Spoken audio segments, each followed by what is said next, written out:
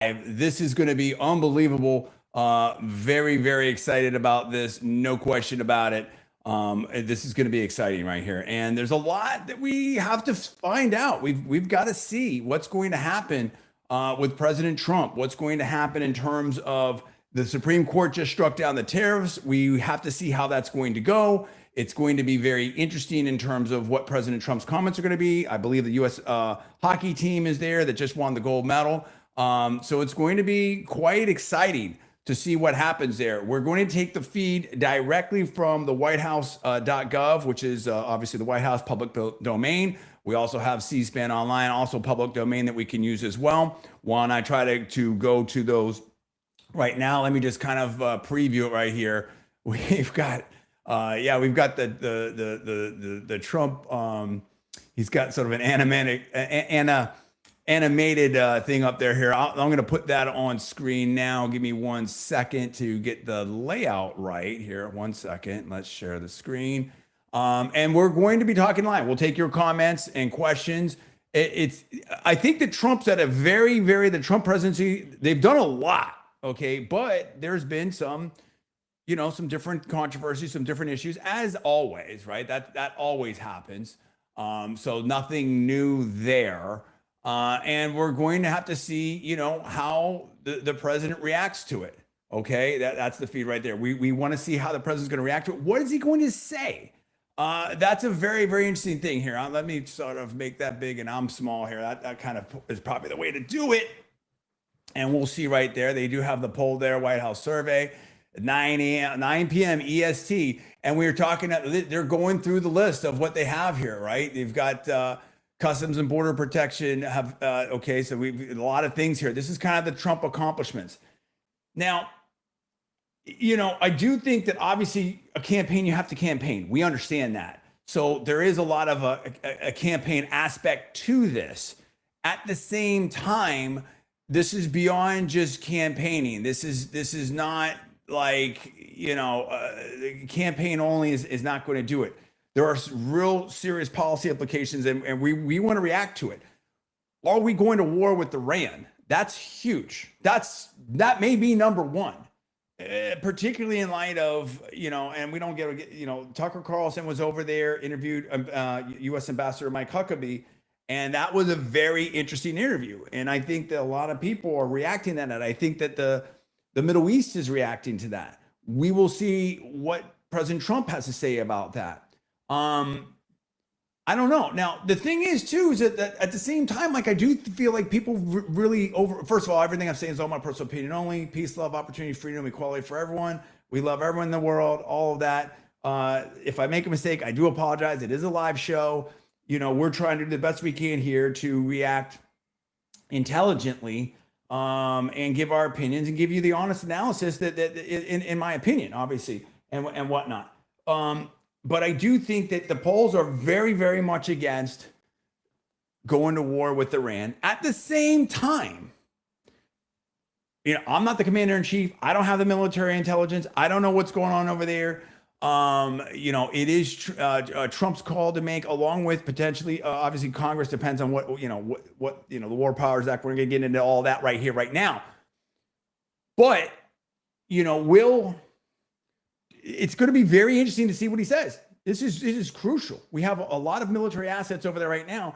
And again, the polls are about almost 80-20 against it. Now, how do we feel about this? Let me just silence my phone. I think my daughter's on with her Roblox friends there or something. And if he can do the limited strikers before the 12-day war, how will people feel about that? How effective will that be? If the Iranian people are able to be free, I think a lot of people would be very pleased with that. I think you could get a lot of credit for that. If it's a Maduro type of operation, Venezuela, so I think there's a lot of upside, a lot of downside, right? And what's the right thing? And what's being said now behind the scenes? This is a huge, all I'm trying to impress upon you is, in my opinion, this is a huge decision for President Trump, and one not to be taken lightly. And there's, strong opinions on all sides of that. Okay. The other thing is, in light of, you know, things that have been in the news, we're not going to name it exactly, but a lot of people are feeling like, I mean, the easiest way I can say it is Trump responsive to the voters or is he responsive to the donors? You know, we had some things that people wanted to see, finally got released, and it looks horrible. I mean, terrible. I mean, like worse than a lot of people were expecting, in my opinion. What's going to be done about that? Overseas, things are being done about that. What's going to be done about that here? Is he going to talk about that? That's something to be seen right there. So really what the American people want to see is responsiveness. Affordability is a big thing. A lot of people feel like they don't have a shot at the American dream anymore. Now with AI and robotics right up against it, we've had crushing inflation. We've had a lot of immigration here. Now they are making changes. The other thing is that people do have to understand and have some context, and it's hard to be patient, but you can't make, if it took 4 years or more to get us in the situation, it's hard to turn it around in a year. But this is the job. And Republicans already had a narrow majority. Things look much, much better in the Senate. But are they prepared? Are they in a position to win at this point? Traditionally, midterm, you're going to lose. The Democrats have won in New York City, have won in New Jersey, have won in Virginia. And they're saying, like, look, we get in there, we're, like some people said, we're going after Trump. You know what I mean? In my opinion, that's my personal opinion. I'm not alleging facts, anything like that. On the other hand, we've seen stumbles by some of the Democratic, leading contenders. Now, this is looking forward to 2028. Gavin Newsom had some terrible comments. AOC really kind of fumbled, in my opinion, internationally at the Munich conference. So there's definitely cross currents going on here. We've seen some adjustments in Homeland Security with, Tom Homan sort of stepping up, maybe a little bit more of a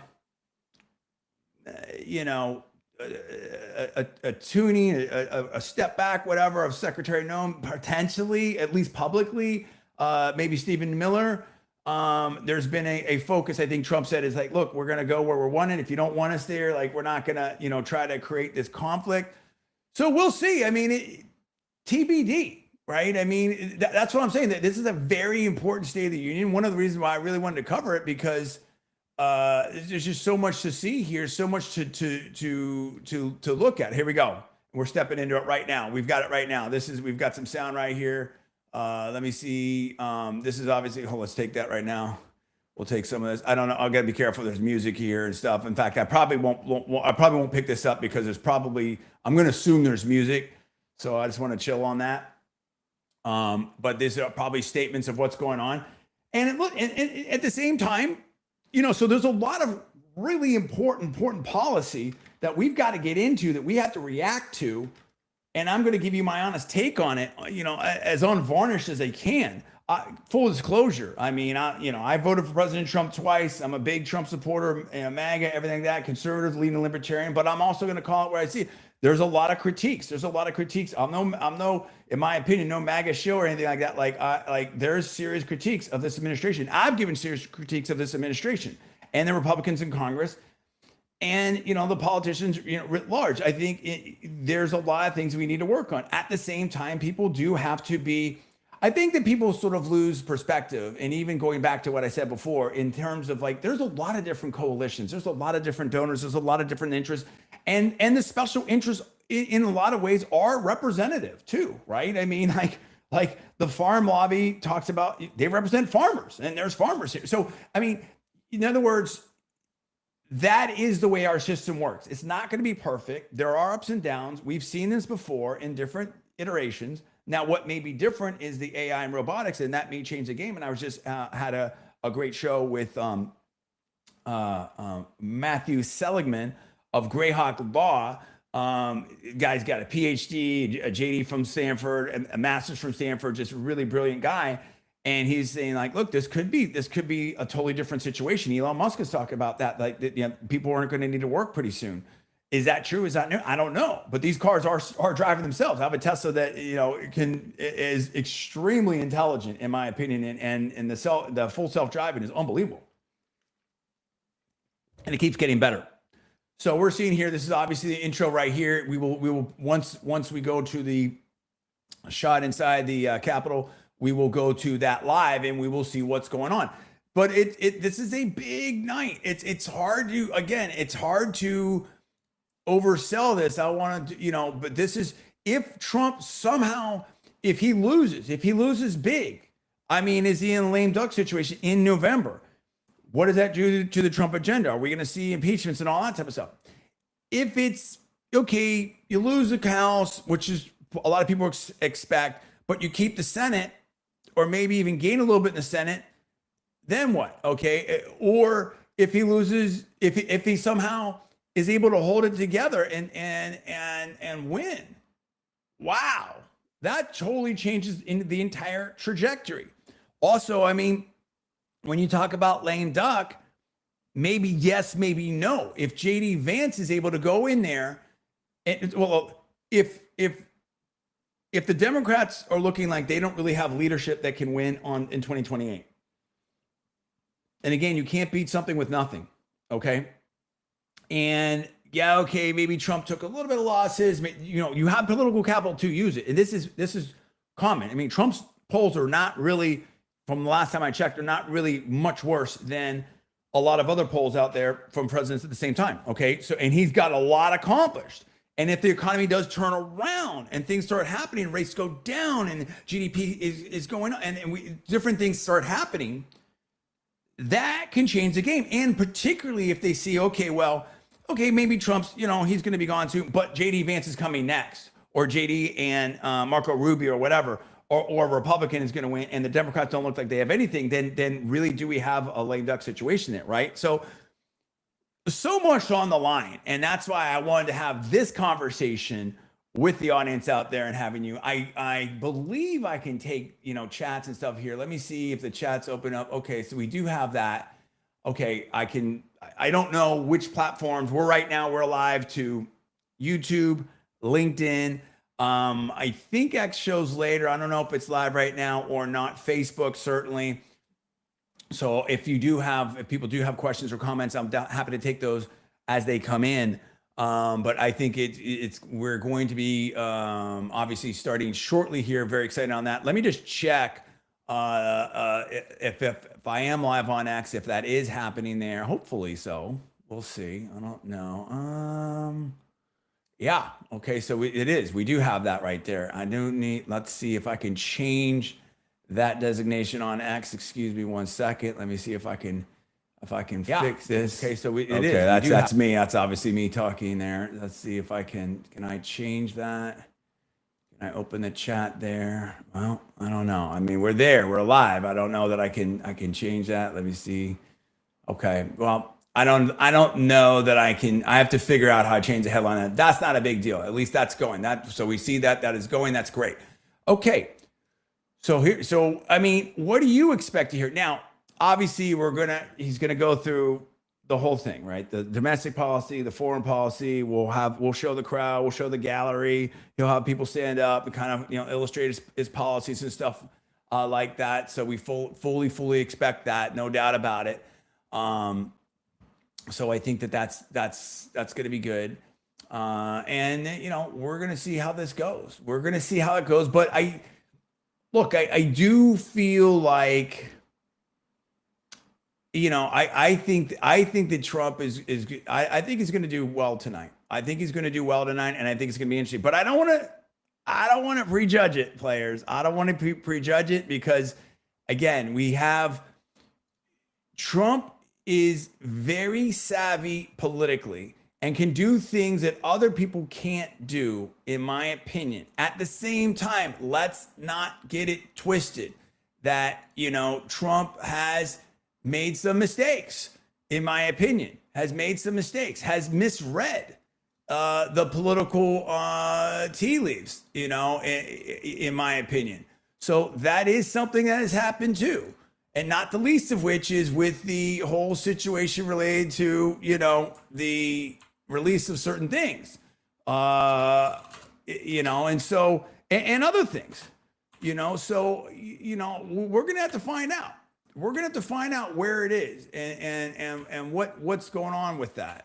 So It's going to be very, very interesting. It's going to be very, very interesting, and I'm here for it. I'm here for it. I'm here for it with you guys, and I appreciate that, and I appreciate you being here, no doubt about it. And whether you're listening later or seeing this live, and we will obviously, be having some things later. Okay, so we're still waiting. We're still waiting for the president to go out there.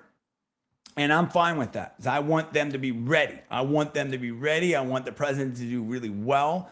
And, I'm looking forward to seeing what he has to say about everything and how this is going to work. And let's see, man. And we got JD, Vance right there, Trump right there. I mean, these guys, they're ready to go. They're ready to go. And how do you feel about JD Vance? Some people have been criticizing him. I like JD Vance. And then people, it's inside. People have to understand this too. Trump is a tremendous disruptor. Okay. He's not, you can't make it to that. It's so hard. Think about how hard would it be to make it to that level? Like Dave Smith. Okay. And nothing against it. I'm just throwing out a name.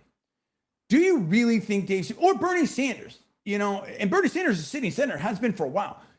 How easy would it be for either one of those individuals or other people you want to name to really win the presidency of the United States? You can't. It's hard. Trump is about as outsider as you could get, and still be insider enough and charismatic enough to win. Does that make sense? You know what I mean? Like in other words, all I'm trying to express to people is you have to be somewhat realistic as well. You have to be somewhat realistic as well. You're not gonna completely rewrite the rules of the game, in my opinion. That's not going to happen. That's not realistic. Okay, so keep that in mind. In my opinion, just keep that in mind. I think that's something to think about. Okay, so let me try to do this as well. Let me see if I can edit something here.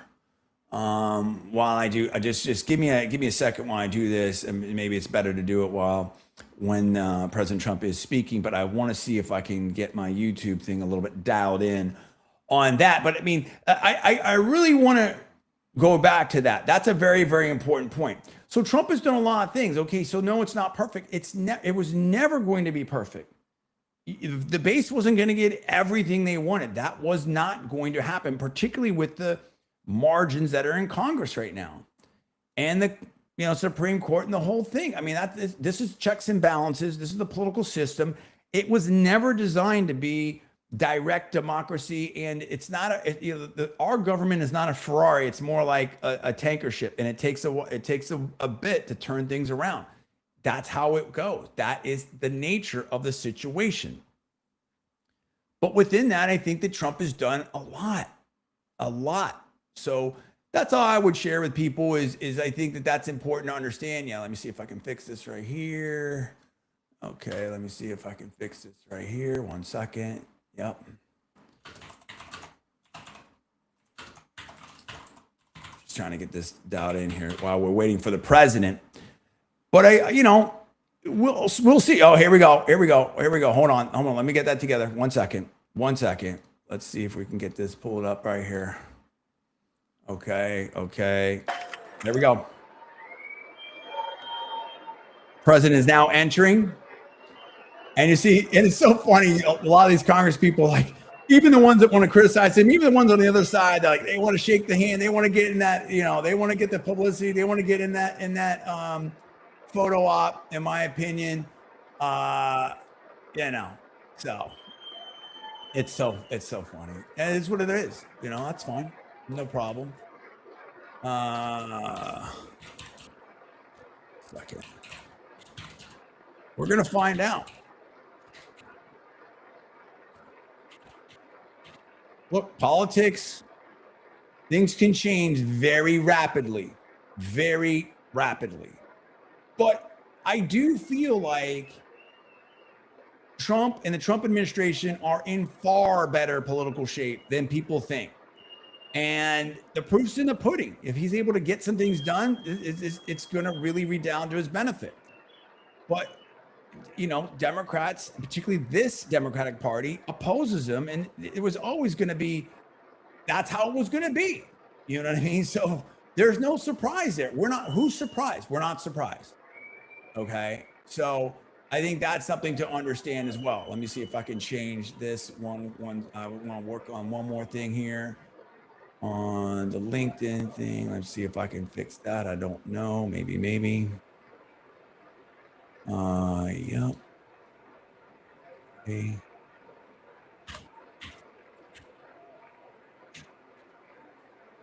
Perfect. Smiles. People are liking it. Okay.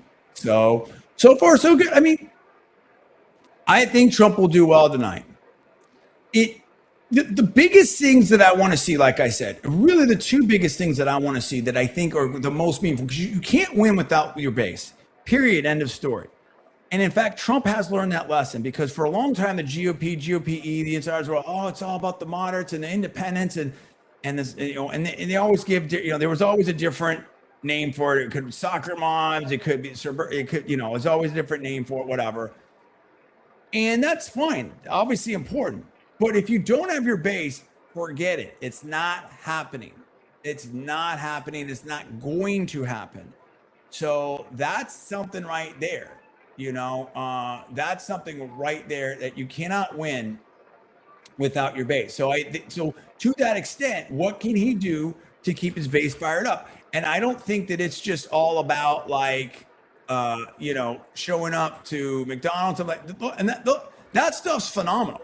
I love that stuff. That's Trump at his best. Don't get me wrong. You have to campaign, you have to connect, and that is huge. Okay, that is huge. No question about it. So do not get it twisted. That is necessary, but not sufficient. Okay, that is necessary, but not sufficient.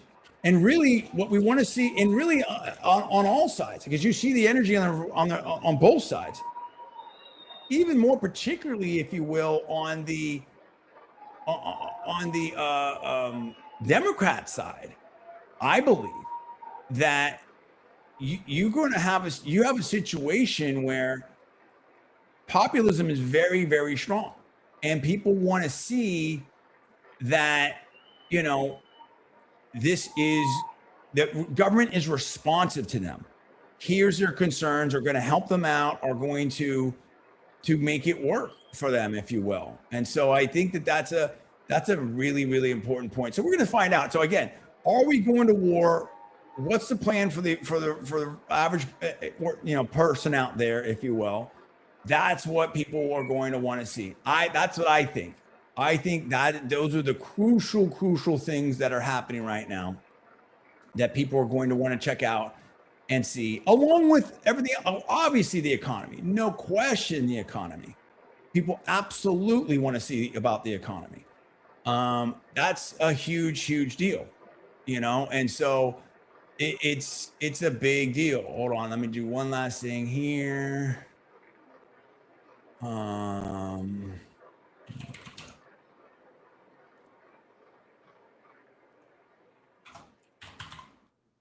Members of Congress, I have the high privilege and distinct honor of presenting to you the President of the United States. President Trump.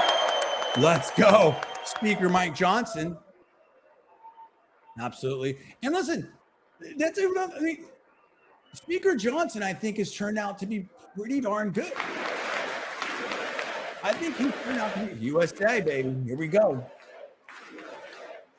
All right, I'm going to keep my eyes on multiple screens here and even multiple browsers. President of the United States. Well, thank you very much, everybody. It's really an honor. Speaker Johnson, Vice President Vance, First Lady of the United States. How are you?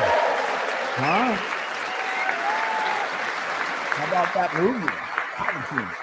I guess it's doing pretty well. Okay. Hey, little standing O. Here you go. Little standing. Wow, look how tall Barron is. Look how tall. Good for it. Look how tall. Just towers. Got the Trump family right there. Second Lady of the United States. Who's the van? Let's go. Dude, this is cool, bro. I like these things. He's cool. Merry Christmas, all too. Look at that. Looks like Eric's going to Christmas. Okay, here we go. Members of Congress and my fellow Americans, Trump's looking good. our nation is back, bigger, better, richer, and stronger than ever before. That's going to be the message. This is morning in America. That's what Trump's running with, I believe, and a Republican. That's what we're going to be seeing. And he's done really well with it. There's a lot. Less There's a than lot to 5 like. months from Inflation now, is our different. country will celebrate an epic milestone in American history, the 250th anniversary That'll of be our big. glorious American independence.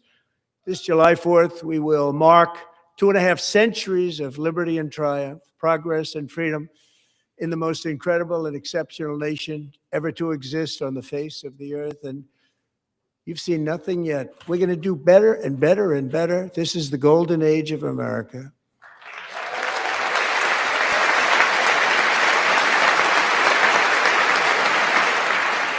It may be. It may be. I mean, Trump has done a lot. And When I last spoke in this chamber 12 months ago, I had just inherited a nation in crisis with a stagnant economy, yeah. inflation at record levels, a wide open border, horrendous recruitment for military and police, rampant crime at home, and wars and chaos all over the world. But tonight, after just 1 year, I can say with dignity and pride that we have achieved a transformation like no one has ever seen before, and a turnaround for the ages. It is indeed a turnaround for the ages. Okay. Okay.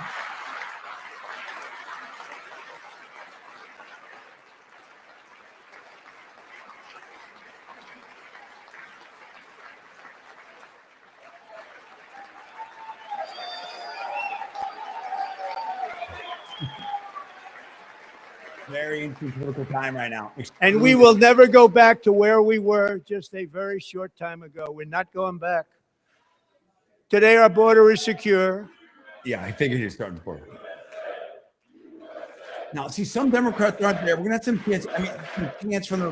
It's gonna be very interesting that what happens in the chamber tonight is gonna be very interesting. Today, our border is secure. Our spirit is restored. Inflation is plummeting. Incomes are rising fast. The roaring economy is roaring like never before. And our enemies are scared. Our military and police are stacked. And America is respected again, perhaps like never before. The inflation thing they can take great credit for. Inflation has come down significantly. Now, it's run up so much that people are still seeing high prices.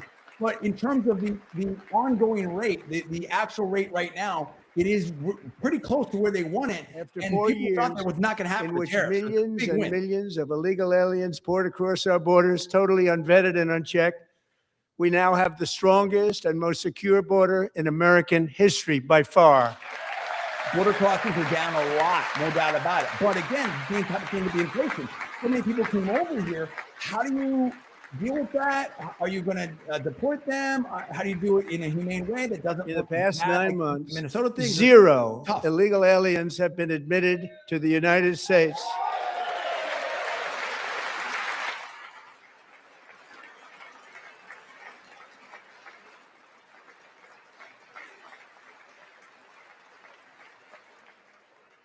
But we will always allow people to come in legally, people that will love our country and will work hard to maintain our country.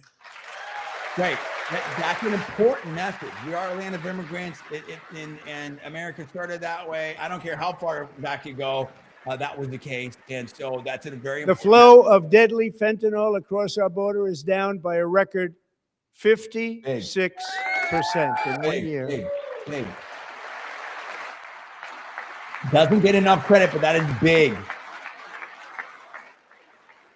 The same thing with the crime thing with the National Guard. And last year, the People murder both rate are saw happy its with DC single being, in my largest opinion, decline correcting.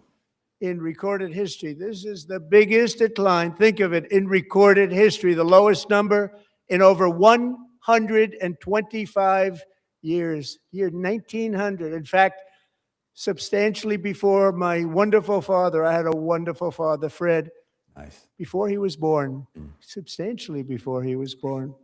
That's a long time ago. He wouldn't like me to say that, but that's a long time ago. The Biden administration and its allies in Congress gave us the worst inflation in the history of our country. But in 12 months, my administration has driven core inflation down to the lowest level in more than 5 years. And in the last 3 months of 2025, it was down to 1.7%. Wow. Wow. I like it. I like that. I like what they're doing with that. That's very clever. I'm telling you, the media team here for the president has been phenomenal. Just so good. Gasoline, which reached a peak of over $6 a gallon in some states under my predecessor, it was quite honestly a disaster, is now below $2.30 a gallon in most states, and in some places, $1.99 a gallon. And when I visited the great state of Iowa just a few weeks ago, I even saw $1.85 a gallon for gasoline. Wow.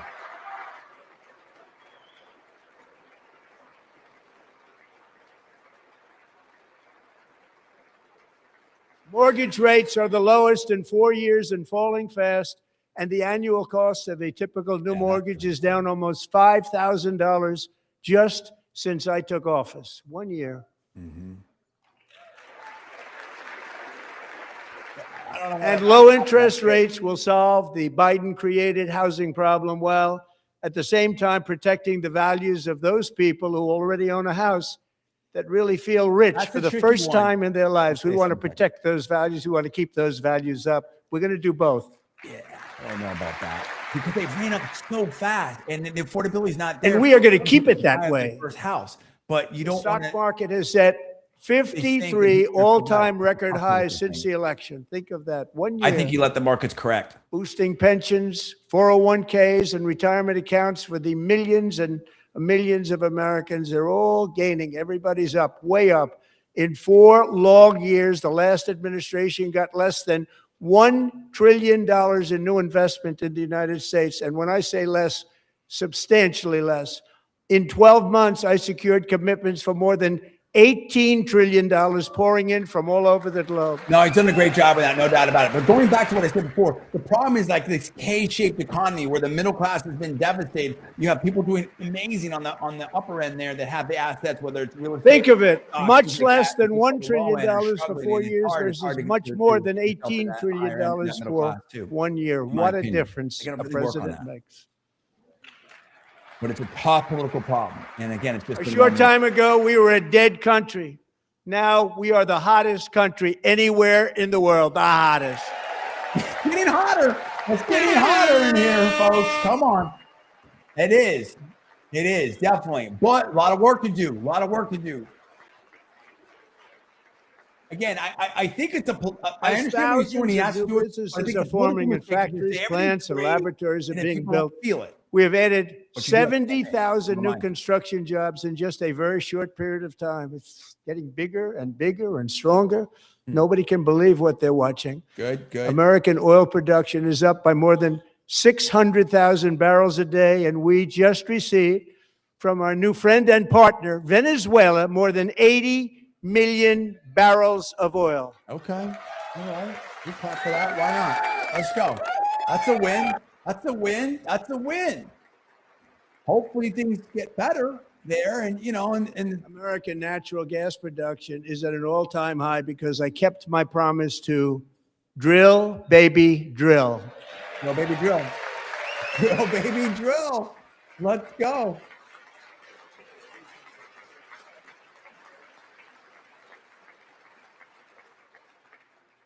More Americans are working today than at any time in the history of our country. Think about that. Any time in the history of our country, more working today. And 100% of all jobs created under my administration have been in the private sector. Right. Yeah. He's done a great job with that. No doubt about it.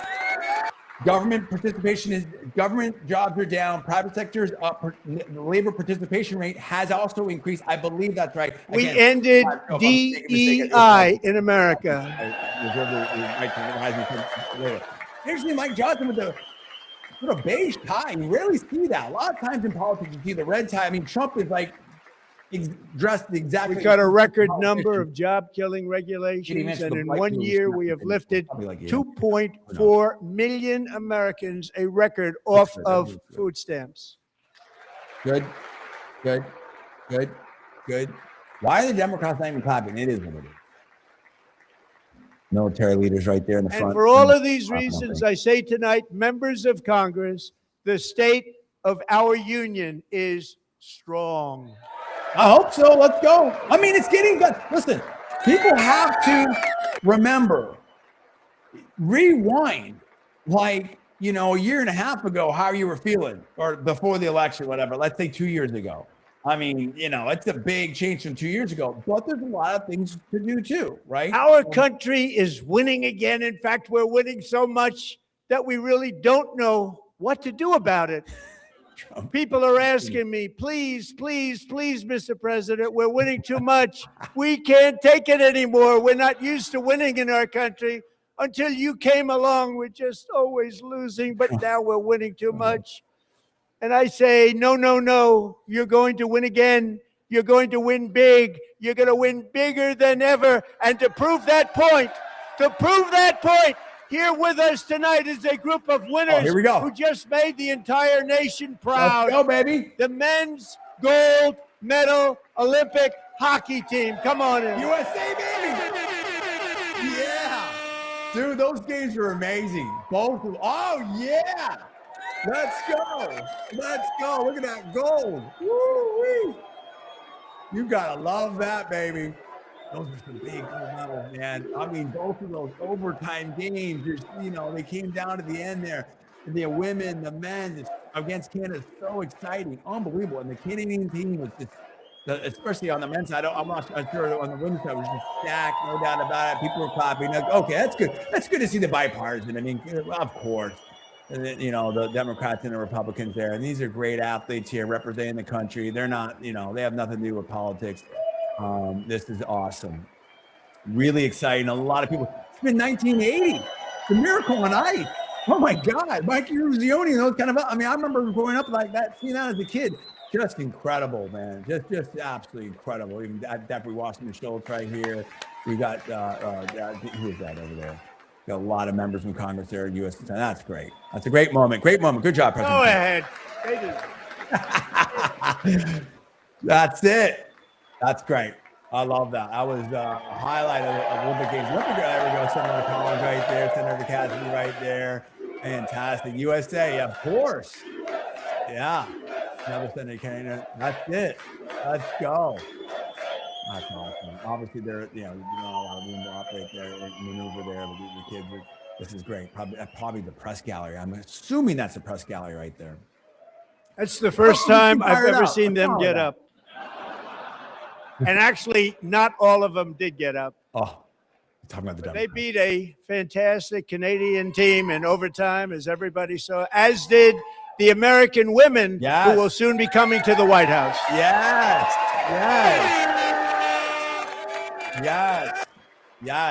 Great job. Beautiful. Love it. That was awesome. I mean, honestly, not to be like whatever, but I really do feel like the women did with their game and their win. I mean, it's like, dude, you didn't want to be. The women showed that they can do it, and they got into that. Was maybe inspirational for the men's team to go out there and take care of business. And I remember seeing the coach of the men's team before the game, and then really firing them up. And there was someone on the men's team, I believe, was saying, "Hey, you can do it." A second very big congratulations to Team USA. But yeah. I have to say that, and I told them this, and we took a vote of the team. I said, anybody votes no, I'm not doing it. So they stood there, and they weren't about to say no, because I've never seen a goaltender play as well as goalie Connor Hellebuck. Yeah. Oh, my gosh. Canada had so many shots on goal. Oh, my gosh. And he just stopped them, dude. Oh, my gosh. Look at that. What a winner. What a champion. Great, great play right there. I mean, it was like, I can't remember how much they had many more shots in the U.S. shots on goal. It was incredible. It was crazy. I have to look that up, but I think we were in the 20s something, and it was like 70 something. I mean, they had many more shots. 46 shots on goal, and I asked him, that's crazy. the one shot, the one where you put your stick in the back and it hit the neck of your stick and bounced off. I mean, just You practiced that, or was that a little lucky? That was so close. You refused to answer that question. Oh man! Hey, But I just want to tell you that the members of this great hockey squad will be very happy to hear, based on their vote and my vote, and in this case, my vote was more important, that I will soon be presenting Connor with our highest civilian honor, which we will be given, and which has been given to many athletes over the years. But when I say many, not too many, like 12, it's called the highest civilian honor in our country, the Presidential Medal of Freedom. Wow. Wow. You know what? I'm down for it. I'm down for it. I'm down for it. I love it. I love it. I'm down for it. That's huge. That was huge. Huge game. Wow. Ted Cruz, Senator Ted Cruz right there. Incredible.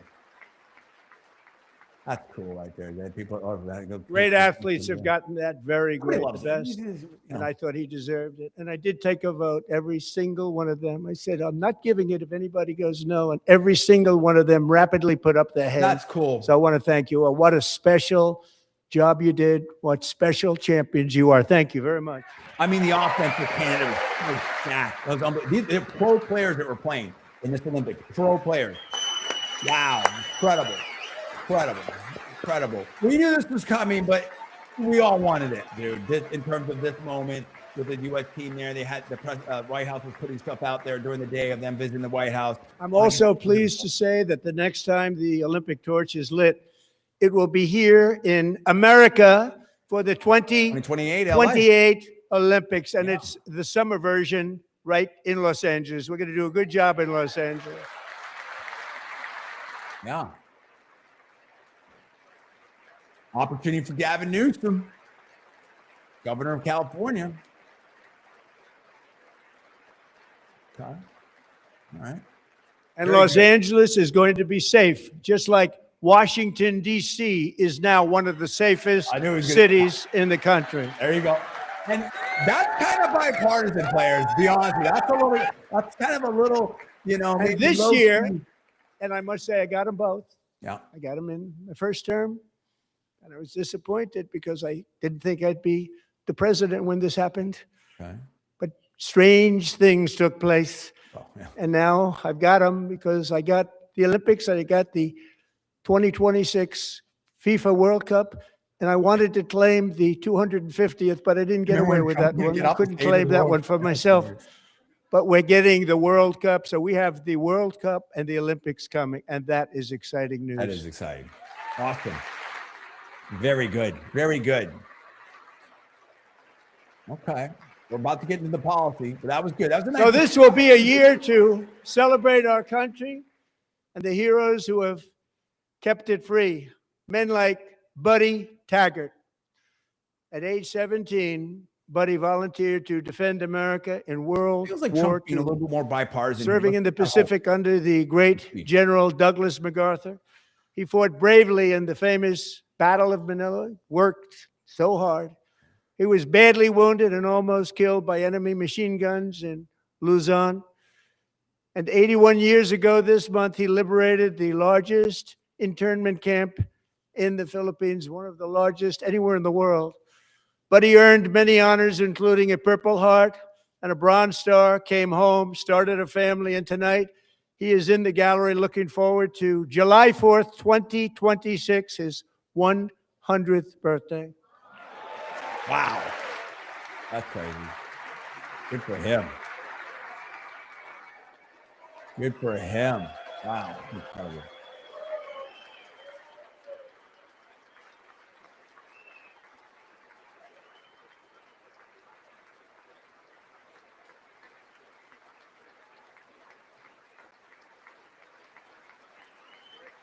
Look at that. Good job.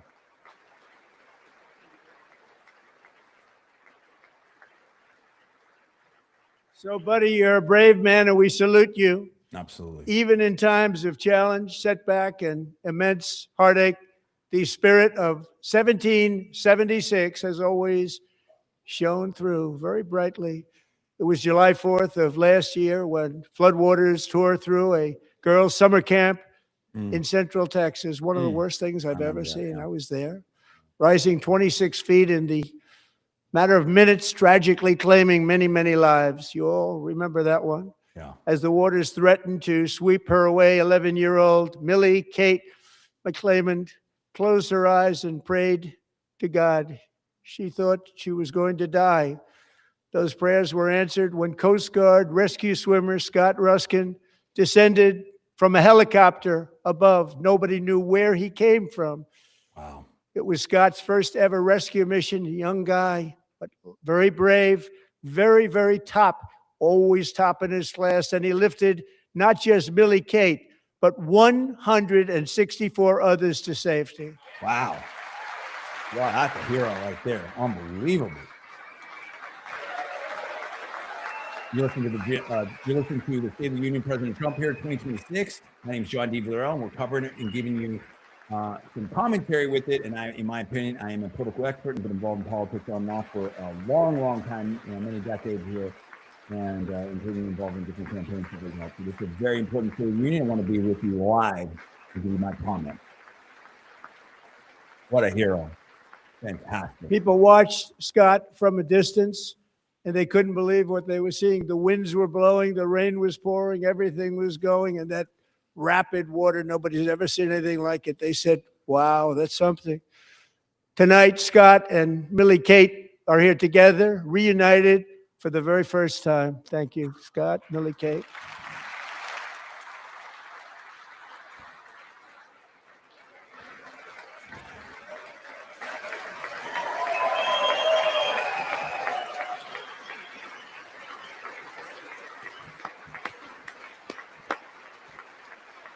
Fantastic.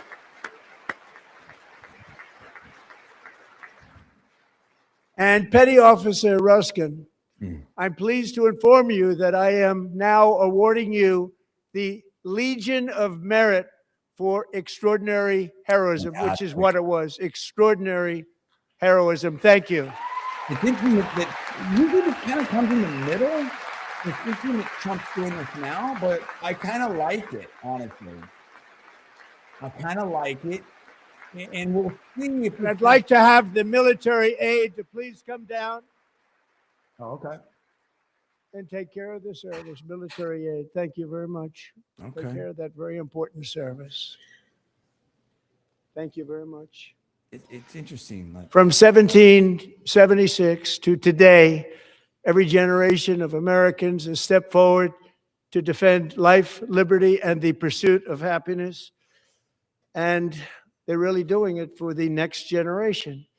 But now it's our turn. Together, we're building a nation where every child has the chance to reach higher and go further, where government answers to the people, not the powerful, and where the interests of hardworking American citizens are always our first and ultimate concern.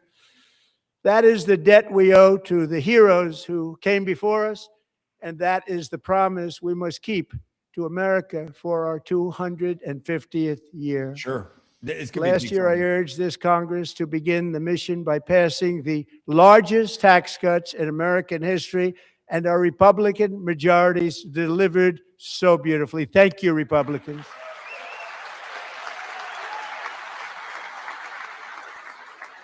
Okay.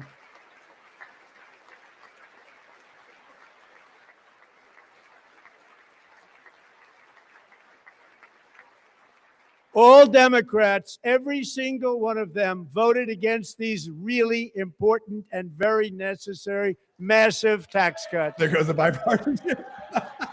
Well, you got a campaign, though, too. And that's, kind of fact. They wanted large-scale tax increases to hurt the people instead. But we held strong, and with the great, big, beautiful bill, we gave you no tax on tips, no Right. tax on overtime, and no tax on Social Security for our great You knew that was coming. You knew that was coming, that line. Now, I wonder, I think they might announce some additional tax cuts. I had heard that in the news. We'll see. Let's see. What's Trump going to do? And we also made interest on auto loans tax deductible the first time, but That's only interesting. if the car is made in America. Right? Okay. It's interesting to see the reaction. You've got some interesting, again, cross currents that are happening Recently here. in Pennsylvania, I met Megan Hemhauser, a devoted mom who's homeschools her children, beautiful, 2 children, during the day while waiting tables at night as her husband works overtime operating very heavy equipment. They may be doing this Megan the is whole way here this in terms evening, of, and like, she's putting a person happy through a to policy to kind tell of you drive their that own she is political. I think so we much richer because with no tax on tips, no tax on overtime, and her expanded child tax credit done again by Republicans, Megan and her husband will take home more than $5,000 extra just for the year, cutting her tax bill in more than half. Solid. I mean, that's money. Megan, please stand up. We're fighting for you, Megan. She's like, hey.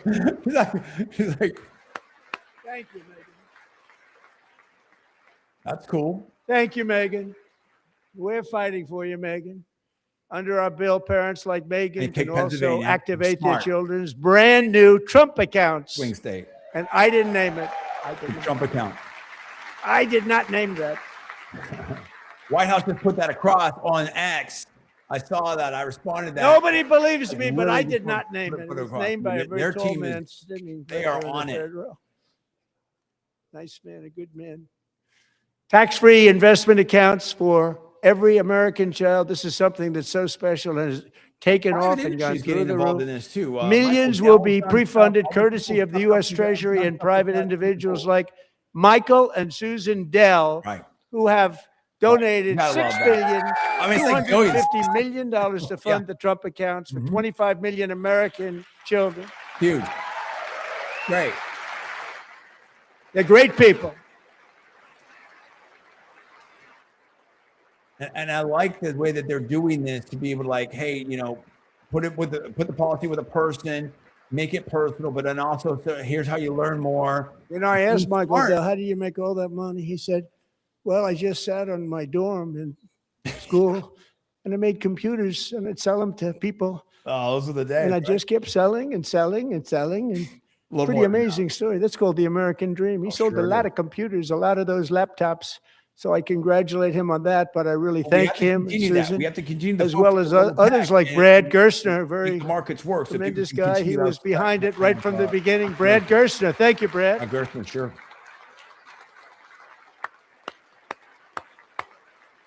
So I know President Trump's speaking here. I've got to try to pick my moments here because obviously, you know, this speech is nonstop. But I So wanna with continue the modest commentary. additional contributions, these young people's accounts could grow to over $100,000 or more by the time they turn 18. Think of it. How Serious, much yeah. money is that for somebody that started with nothing? Over 100,000, could be much more than that. Mm-hmm. To make this investment in our children's future, go to trumpaccounts.gov, trumpaccounts.gov. And a lot of people are doing it. It's setting every record in the book. It's popular. They knew what it was going to take. I'm so proud of them. I'm so proud of the people that got it started. And now it's just taken off. One of the primary reasons for our country's stunning economic turnaround, the biggest in history, where the Dow Jones broke 50,000 4 years ahead of schedule. He loves the And the S&P hit okay. 7,000, where it wasn't supposed to do it for many years, were tariffs. Which is great, but again, the case I use these tariffs. And now we're talking in tariffs. hundreds of billions of dollars to make great deals for our I country, need you to stand both economically and on a this. national security basis. About the tariffs. So Everything was working well. Absolutely. Countries that were ripping us off for decades are now paying us hundreds of billions of dollars. They were ripping us so badly, you all know that. Everybody knows Trump it. just lost Even the the case in Supreme Democrats Court know it. with They just don't want IEPA. to say it. Let's see what he said. And yet these countries are now happy, and so are we. We made deals. The deals are all done, and they're happy. They're not making money like they used to, but we're making a lot of money. There was no inflation, tremendous growth, and the big story was how Donald Trump called the economy correctly, and 22 Nobel Prize winners in economics didn't. They got it totally wrong. They got it really wrong. And then just 4 days ago, an unfortunate ruling from the United States Supreme Court. It just came down. It came down. Very unfortunate ruling. He says, if you're going to call up the justices, what's right there? What's going to happen? But the good news is that almost all countries and corporations want to keep the deal that they already made, right, Scott?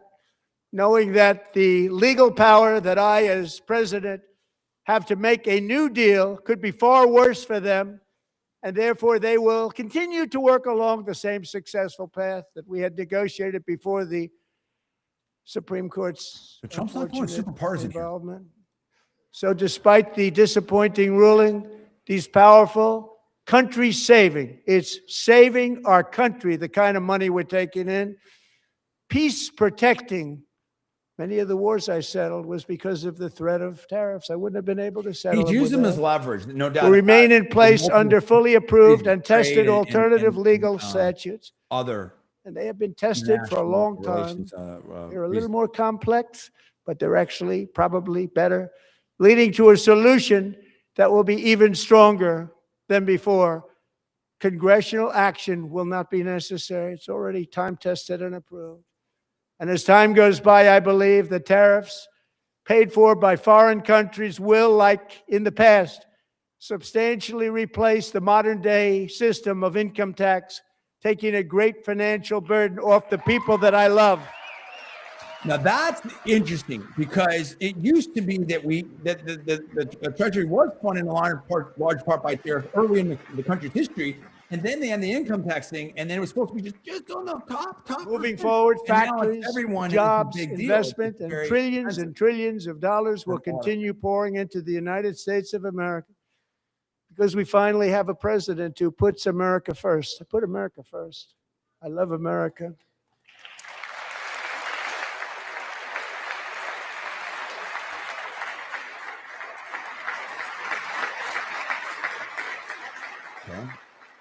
For decades before I came He didn't along, really say we had anything the negative about exact the Supreme opposite. Court. From trade to healthcare, from energy to immigration, everything was stolen and rigged in order to drain the wealth out of the productive, hardworking people Right now, live. who make our country great, who make our country run. Under Biden and his corrupt partners in Congress and beyond, it reached a breaking point with the Green New scam, open borders for everyone. They poured in by the millions and millions from prisons, from mental institutions. They were murderers, 11,888 murders. They came into our country. You allowed that to happen. And record-setting inflation that cost the typical family $34,000 in just a speck of time. Now the same people in this chamber who voted for those disasters suddenly use the word affordability, a word they just used it. But that's a key Somebody word. gave it to President them, Trump. Like that's knowing really- full well that they caused and created the There's increased that. prices that all of our citizens had to endure. You caused that problem. Here we go. You caused that problem. Here we go. Look at the Democrats. Look at the Democrats. He's right though. He's got okay. He's right. Come on, Republicans. Here's the thing, Republicans. You can be against Trump. You can be against MAGA. You can have like this is what I'm trying. They to knew their statements were a lie. They knew knew it. whatever like that. The They knew their right statements MAGA were a Mount dirty, Coalition rotten lie. stay together. Their policies created the high prices. Our policies are rapidly ending them. We are doing really well. Those prices are plummeting downward. He's making moves, no doubt about it. Increased supply, increased oil and gas stuff. Energy fuels, is an input to almost every main good out there. The price of eggs lots with the whole drug is price, down like that. 60%. Madam Maha, Secretary. the health guys. The cost of that, chicken, butter, fruit, hotels, Kennedy, automobiles, rent is lower today than when I took office by a lot. And even beef, which was very high, is starting to come down Yeah, I don't know what's going on. It's significantly. very- Just that is hold on very- a little while. We're getting it down. And soon you will see numbers that few people would think were possible We'll to see. achieve just a short time ago. Nobody can believe when they see the kind of numbers, and especially energy, when they see energy going down to numbers like that, they cannot believe it. It's like another big tax cut. I'm also confronting one of the biggest ripoffs of our times, the crushing cost of health care Right. I knew he was going to caused go by there. you. Since the passage of the Unaffordable Care Act, sometimes Well- referred to as Obamacare, big insurance companies gotten rich. It was meant for the insurance companies, not for the people. This is so smart. With our government giving them Very smart. hundreds and hundreds of billions of dollars a year as their stock prices soared 1,000, 1,200, 1,400, and even 1,700%. This, if he takes Like this nothing else. template of affordability, That's why I introduced the economic great health care populism, plan. smart, I you know want what I to mean? stop all payments You to use that big cost insurance sharing, companies that's and the way to go. instead give that money directly to the people so they can buy their own health care, which will be better health care at a much lower cost. Everybody wants that. They want to be able. They want to be able to afford it. They want to be able to pick their own doctor. All that type of stuff. You know, there's a lot to be. Look at Kennedy right there. Look at Kennedy right there. Fantastic. He's doing a great job. People. In addition, my plan Bobby's doing a great requires job, maximum my opinion. price Not that I'm a healthcare transparency. expert, That's a but- big deal. Sounds so simple, so big. Responsive, transparent. And I did that in my first Lot of term, and the scenario. Democrats immediately terminated it with full knowledge that they were doing a very bad thing for the people. Costs were going to go way up, and that's what happened. And now I'm bringing them way down on healthcare and everything else. I'm also ending the wildly inflated cost of prescription drugs like has never happened Big before. win. Oh, huge. I'm telling the healthcare team is amazing. Dr. Bhattacharya, Dr. Makari, Dr. Oz, Secretary Kennedy. Other presidents they're tried on to it. do it, but they never could. They tried. Most didn't try, actually. Trump. But they tried. They said they tried. They couldn't do it. They didn't even come close. They were all talk and no action. But I got it done. He did. Under my just enacted most favored nation agreements, Americans who have for decades paid by far the highest prices Which of is any great. nation anywhere in the world for prescription drugs will now pay the lowest price Because we do all anywhere the in the world for research here, drugs. right? Anywhere. The We do all lowest the research price. here. What happens is other countries, and I've said this a little bit to John Hopkins, other countries are like, hey, if you want in this market, you're going to have to do this kind of pricing. So here we've done all the R&D. We've started the company, So in my companies.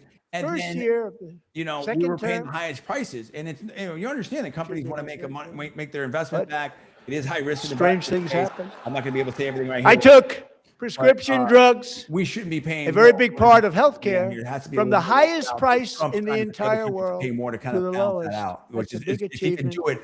The result is price my opinion. differences of 300, 400, 500, 600% and more. He'll tell you. All available right now at a new website called TrumpRx.gov. And I didn't name that one either, by the way.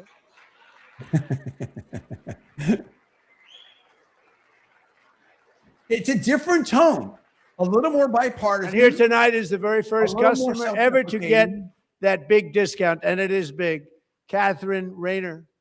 For 5 years, she and her husband have They're doing- struggled that's what they're with doing. They're putting infertility. policy to the They person. turned to Interesting. IVF. Smart. One drug has been costing Catherine $4,000 to purchase. Wow. But a few weeks ago, she logged onto the Trump RX website and got that same drug that cost $4,000, got it for under $500, a reduction of much more, actually, than $3,500. Catherine, we are all praying for you, and you're going to be a great mom.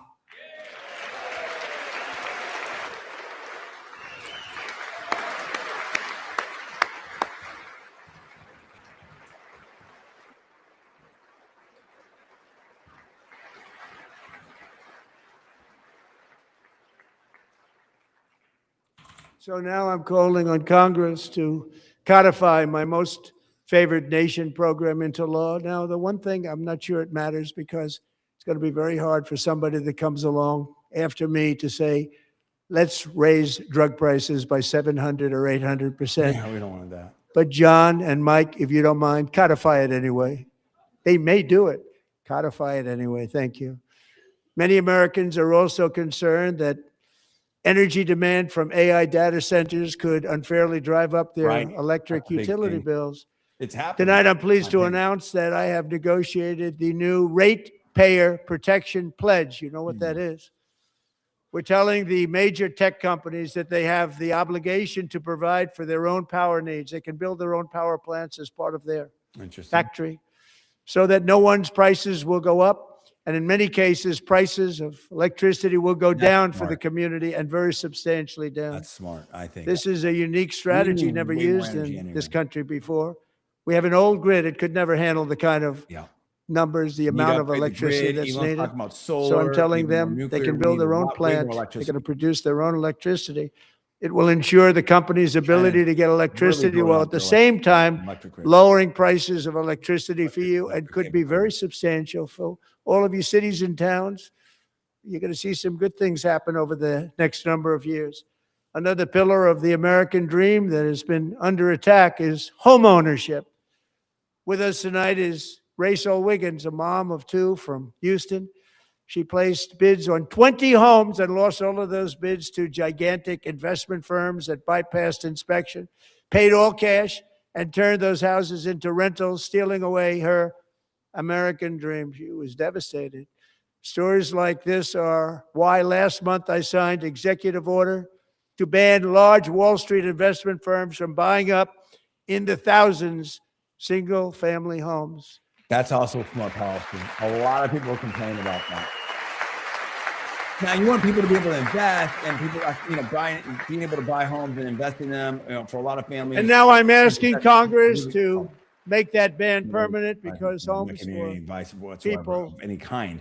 Lives really, go that's what again. we want. Everything We want you do is homes for it's, people, is not at for your own risk. corporations. Corporations are doing just fine. but Rachel, thank you very much. historically, Good luck with your home. especially You'll get people one that soon. have been, people. People want to be able to buy and invest in houses. So it just depends on what the number is. I think they said something like up to 10 houses or something. We're also like that. working I don't to know. make it easier for Americans to save for retirement. And under this administration, we will always protect different than Social Security and Medicare. They are not from protecting it buying up for our seniors. We will 10,000. always protect Social Security, Medicare, Medicaid. And again, it may be limited to single-family houses as opposed to like. Since I took multi-family office, houses, apartment The complexes. typical 401k balance is up by at Historically, least I believe. $30,000. It's a lot of money.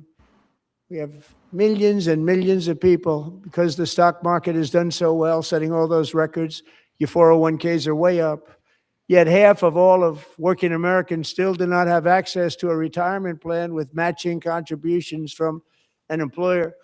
To remedy this gross disparity, I'm announcing that next year my administration will give these often forgotten American workers, great people, the people that built our country, access to the same type of retirement plan offered to every federal worker. Oh, We will wow. match your contribution with up to $1,000 each year Interesting. as we ensure that Well, all people change Americans jobs and can jobs. We're profit doing from gig a economy rising now. stock The market. whole Let's thing of also you stay in ensure one place that for 50 years. members and of then you're not Congress there for a long cannot time. corruptly profit from using insider information. Oh, that's big. Oh, they're not clapping at that. Oh, no, some of the Democrats have to get up because they understand that's a big issue. This is an issue right here. Now we got the, what do you got? What do you got?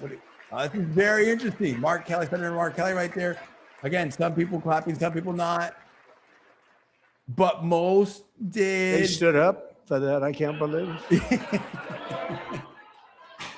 You have I can't believe it. the public, like, it's just too. Did Nancy like, it's Pelosi stand up if she was here? got- Nancy Pelosi. Doubt it. Pass the Stop Insider Trading God. Act without Lee delay. Vance loved it. Yeah. Oh, Senator Blumenthal not standing up. Okay. Leader Hakeem Jeffries there. I wasn't sure if anybody even on this side was going to applaud for that. I'm very impressed. Thank interesting. you. I'm very impressed. That's a popular. But when it comes to the corruption that is plundering, it's plundering America. there's been no more stunning example than Minnesota, where members of This is gonna be the interesting to see how it Somali happens here. community have pillaged an estimated $19 billion from the American taxpayer. Oh, we have all the information. And in actuality, the number is much higher than that. And California, Massachusetts, Maine, and many other states are even worse.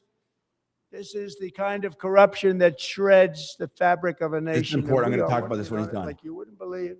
So tonight, although started 4 months ago, I am officially announcing the war on fraud to be led by our great Vice President, J.D. Vance. That's smart. Very smart. Okay, that's a smart move, and I'll tell you why. That gives him a popular platform, signs him up for 2028, kind of puts a focus on him, gives him something to do, gives him a portfolio. Very He'll get smart. it done. I'll tell you that in a second. Find enough of that fraud, we will actually have Doge a balanced 2.0. budget overnight. It'll go very quickly. Yeah, Doge That's 2.0. the kind of money you're talking about. But We'll also for the balance our base, budget. it's showing that he's not backing The down Somali on pirates Doge who and ransacked fraud Minnesota and all that other remind kind of us stuff. that there are large Now, a lot of parts people of the were worried world he was backing off and lawlessness so we'll are see. the norm, not the exception. Importing these cultures through unrestricted immigration and It goes open back to borders immigration. brings us problems right here to the USA. Something And it wrong is with the American people who pay the price in higher medical bills, car insurance rates, rent, taxes, and perhaps most importantly, crime. We will take care of this problem. We're going to take care of this problem. We are not playing games. Delilah. I'll turn my volume down. I can't believe it. Okay. But see, he has to do this for the base anyway. And there's economic implications as well. But again, it's how you do it and how you frame it. Delilah the Colton optics of Minnesota was portray only that 5 too, years old in my in opinion. June 2024 when a 18-wheel tractor Obviously, trailer not plowed optics. into No, her I can- stopped car I've shown traveling that. I at can respond to 60 that. miles an hour or more. The driver was an illegal alien let in by Joe Biden and given a commercial driver's license by open borders politicians in California. Doctors said Delilah would never be A lot able of to people are walk or unhappy talk. on both sides of what have a happened good in life. Minnesota, is what I'm trying to say. She But you wouldn't can't even be abandon able to policy eat as again. well if you're But against all odds, she is now in the first grade learning to walk. And she's here this evening with her dad, Marcus, a fantastic man. Delilah, please, you are a great comes to make inspiration. changes, Please too. stand up. to address that.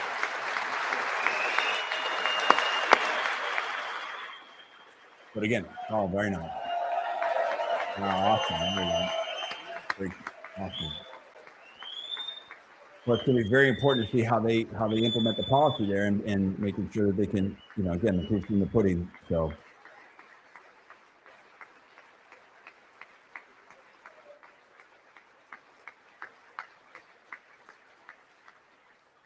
Thank you, Delilah. Many, if not most, illegal aliens do not speak English and cannot read even the most basic road signs as to direction, speed, danger, or location. That's why tonight I'm calling on Congress to pass what we will call the Delilah Law, barring any state from granting commercial driver's licenses to illegal aliens.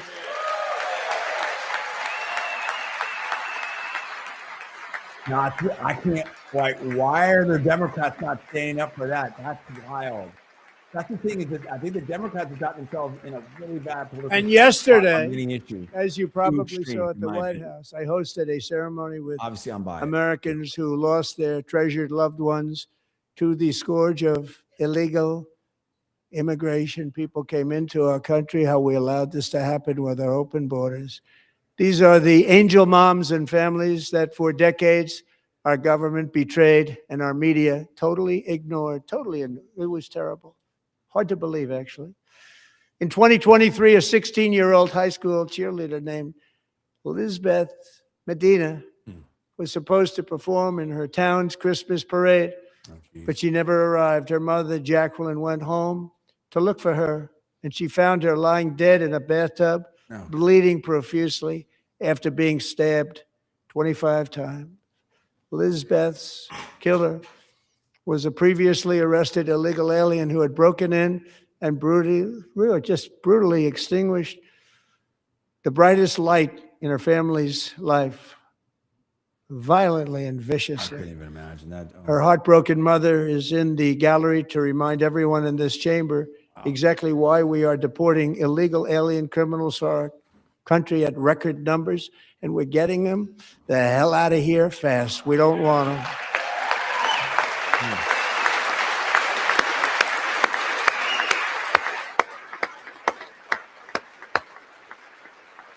oh, geez, that's tough. You can see she's like gonna cry. Oh my gosh.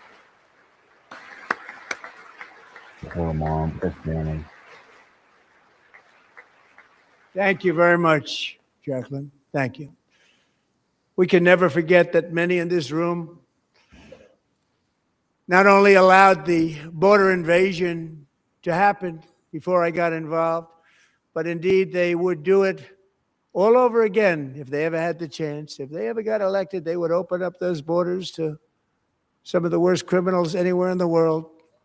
The only thing standing between Americans and a wide open border right now is President Donald J. Trump and our great Republican patriots in Congress. Thank you. Thank you. So he's coming back to that. He feels like that's a strong message for him. It's also a message to the base. I'm not abandoning this issue. He's being criticized for that. As we speak, of the Congress, so Democrats in this chamber politically. have cut off all funding for the Department of Homeland Security. It's all cut off. Now it's coming to shutdown. Now, All now cut it's gonna go off. to that. They have instituted another Democrat shutdown, the first one costing us 2 points on GDP. 2 points we lost on GDP, which probably made them quite happy, actually. Now they have closed the agency responsible for protecting Americans from terrorists and murderers. Tonight, I'm demanding the full and immediate restoration of all funding for the border security, homeland security of the United States, and also for helping people clean up their snow. We have no money because of the Democrats, and it would be nice. We'd love to give you a hand at cleaning it up, but you need give no ID for money. snow or something? Nobody's getting paid. It's a shame. So you have to think about it. We have, in case you didn't know, a pretty large snowstorm out there. Yeah. One of the great things about the State of the Union is how it gives Americans the chance to see clearly what their representatives really believe. Okay. So tonight, I'm inviting every legislator to join with my administration in reaffirming a fundamental principle. If you agree with this statement, then stand up and show your support. The first duty of the American government is to protect American citizens, not illegal aliens. Yeah, 100%. 100%. Oh, are they talking? We stand up? We not? We're not? There's little conversations around here. Okay, she's up there. The Democrats. Oh man. Oh, wow. I mean, that's wild, Howard Lutnick. That's wow. What is going on with the Democrats, dude? Ambassador Monica Crowley right here. She's great. Oh my, I don't know. These Democrats, I don't know, dude. Listen, there's issues that Trump and the Republicans have on policy for sure, but the Democrats have put themselves in some really tough political situations and politics. I don't get it. That's a basic thing. Senator Warren, I believe, is right there. Maybe I can't see it. It's a far shot from me, if I'm wrong. Senate Majority Leader Thune right there. Senator Barrasso right there. Wow. Secretary of State Marco Rubio right there. This is wild. This is wild. Senator Cruz right here. Get some clapping right there. Oh man. I mean, what does the Democratic Party stand for right now? I'm honest with you. Other than anti-Trump, I don't know. Is it the party of Clinton? Is it the party of Newsom? Well, Newsom. Is it the party of Mondani? Or Sandberg? Hope I pronounced that correctly. Newly elected governor of Virginia. Isn't that a shame? You should be ashamed of yourself, Here we not go. standing up. You should be ashamed of yourself. Now we're getting a little partial. That is why I'm also asking you to end deadly sanctuary cities that protect the criminals and enact serious penalties for public Johnson, officials ready. who block the removal of criminal aliens. In many cases, protest. drug lords, Johnson gonna say something. murderers all over our country, they're blocking the removal of these people out of our country, and you should be ashamed of Trump's yourself. doubling down on this now. I think that is politically smart. There was some kind of kerfuffle over here. There was some kind of discussion. Someone maybe was heckling. Is that Brandon Carr, FCC chair or something? I don't know. That's interesting. Maybe I may be wrong, and I apologize if I am. I probably am. That's interesting. And then, okay. And perhaps most importantly, I'm asking you to approve the Save America Act. That's big. That's big. Politically very popular with the American people. Stop illegal aliens and others but who are unpermitted persons from voting my opinion, in our sacred American elections. The cheating is rampant in our elections. It's rampant. So Trump's. It's very simple. All voters must show voter ID. Popular. And why not? You have to show ID for so many other things here. The criticism is that maybe does that block access, and, but again, 80-20 issue, and all voters must show proof of citizenship in order to vote.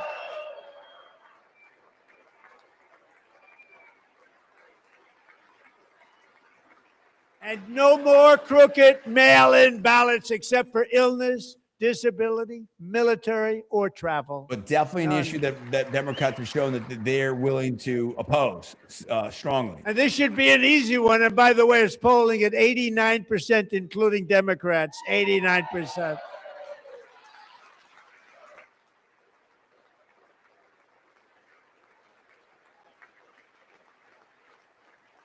And even the new communist mayor of New York City, I think he's a nice guy, actually. Speak to him a lot. Bad policy, but nice guy. Just said they want people to shovel snow. They got hit hard. Yeah. Wants them to shovel snow, but they have to show ID. If you apply for that job, you need to show 2 original forms of ID and a Social Security card. That's so smart. Yet they don't want identification for the greatest privilege of them all, voting in America. No, it's no good. I knew he was going to say that. No good. Both Republicans and Democrats overwhelmingly agree on the policy that we just enunciated. ID for a job. And Congress should unite and enact this common sense, country-saving legislation right now, and it should be before anything else happens. It's such a crucial. This could be look, they say this could really benefit Republicans if it passes. I don't know. I haven't studied it. Democrats really oppose it. This could be the biggest contention, political, sort of issue. Do it. Why would anybody not want voter ID? One reason, because they want to cheat. There's only one reason. They make up all excuses. They say it's racist. They come up with things. You almost say, what imagination they have. They want to cheat. They have cheated. And their policy is so bad that the only way they can get elected is to cheat. And we're going to stop it. We have to stop it, John. Oh, there it says right to John Thune. That's the one. It's going to get through the House. Will Thune pass it? And Senate Majority Leader Thune, will he pass it and push his? Obviously, there's one vote, but he's the leader. And here is one more opportunity to show common sense in government. It's getting more partisan. In the gallery tonight are Sage Blair and her mother, Michelle. Okay. In 2021, Sage was 14 when school officials in Virginia sought to socially transition her to a new gender, treating her as a boy and hiding it from her parents. Hard to believe, isn't it? Before long, a confused Sage ran away from home after she was found in a horrific situation in Maryland. A left-wing judge refused to return Sage to her parents because they did not immediately state that their daughter was their son. Sage was thrown into an all-boys state home and suffered terribly for a long time. But today, all of that is behind them because Sage is a proud and wonderful young woman with a full ride scholarship to Liberty University. Sage and Michelle, please stand up.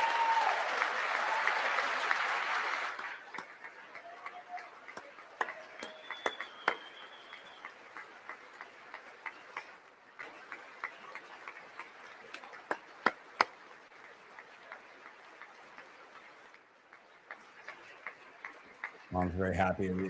Big issue for parents. And thank you for your great bravery. And who can believe that we're even speaking about things like this? 15 years ago, if somebody was up here and said that, they'd say, what's wrong with him? But now we have to say it because it's going on all over numerous states without even telling the parents. But surely we can all agree no state can be allowed to rip children from their parents' arms and transition them to a new gender against the parents' will. Who would believe that we're even talking about this? We must ban it, and we must ban it immediately.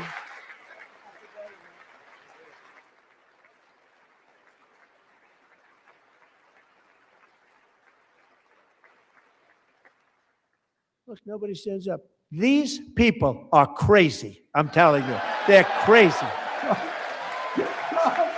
It was only a matter of time. It wouldn't be the State of the Union without some Trump action. It's a big issue for parents. There's a lot of these 80-20 issues, 70-30 issues. We're lucky we have a country with people like this. The Democrats are destroying our country, but we've stopped it just in the nick of time, didn't we? Huh? Very far left, in my opinion, on certain issues. But the Republicans are vulnerable on other issues. It's an interesting time. That's why I wanted to cover this live. It's a very interesting time. No one cares more about protecting America's youth than our wonderful First Lady. Now a movie star. She's a movie star. Can you believe it? Melania. Who would have believed that? Over the past year, good. She has had an incredible impact championing AI legislation, advancing a landmark executive order on foster care, and helping secure $30 million to launch the Melania Trump Foster Youth to Independence Initiative. It's a tremendous, really a tremendous thing that happened and had a lot of bipartisan support. She gets much better bipartisan support than I do. I get none. She gets a lot. Someday you're going to have to tell me how you did that.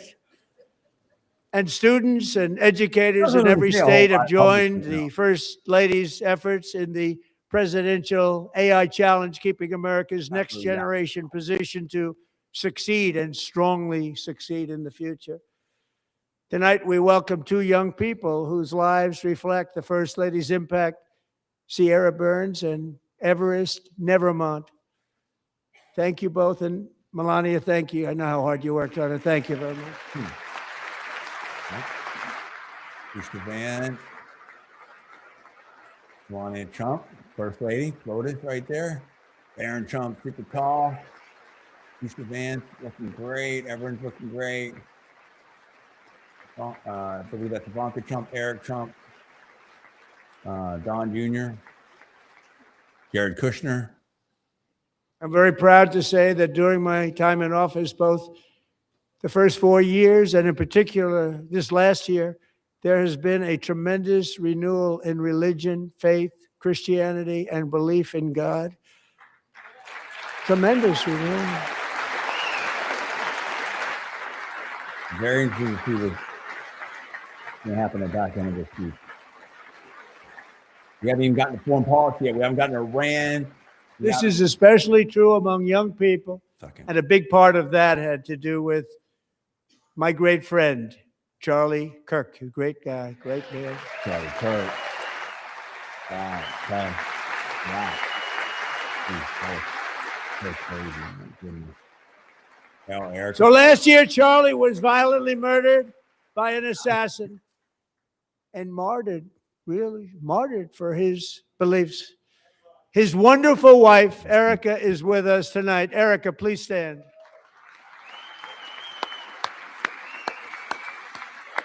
Mm-hmm. Wow. Wow.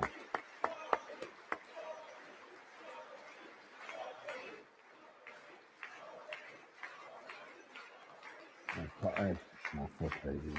Appropriate. Very nice of President Trump Thank to you. do that. Yeah, I think that's nice. That's Been appropriate. through a lot. In my opinion. In Charlie's memory, we must all come together to reaffirm that America is Huge one thing, nation under God, and particularly and in we blood. must totally reject political violence of any kind. Okay, right. Okay, that's very smart to leave that in too. Yeah, my goodness.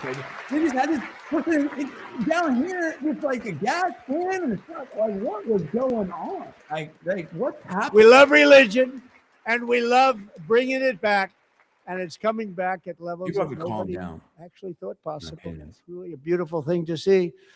Above all, unleashing America's promise requires keeping our communities safe.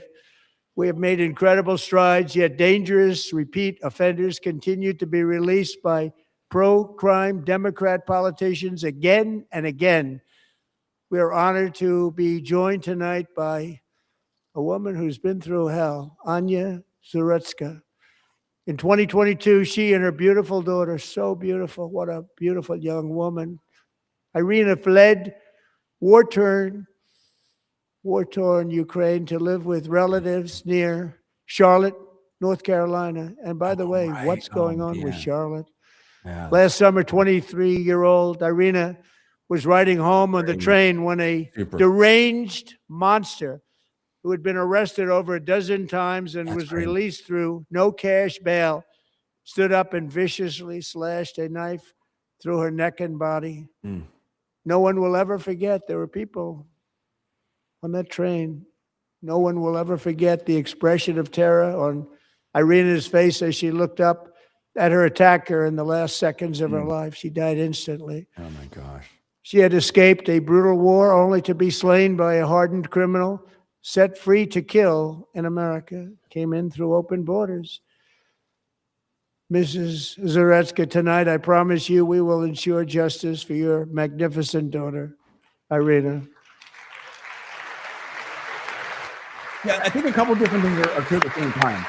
For sure, in my opinion, like the whole defund the police era was a big mistake, big political loser for the Democrats. You know, America's sort of feeling the effects of that. On the other hand, and Trump's done some things on this as well with criminal justice reform. We have so many people incarcerated here in America, and I think we want to rehabilitate people. I'm asking this Congress to pass tough like, legislation to ensure that violent and dangerous repeat offenders are put behind bars, and importantly, that they stay there. A lot of work to do on both ends, in my opinion.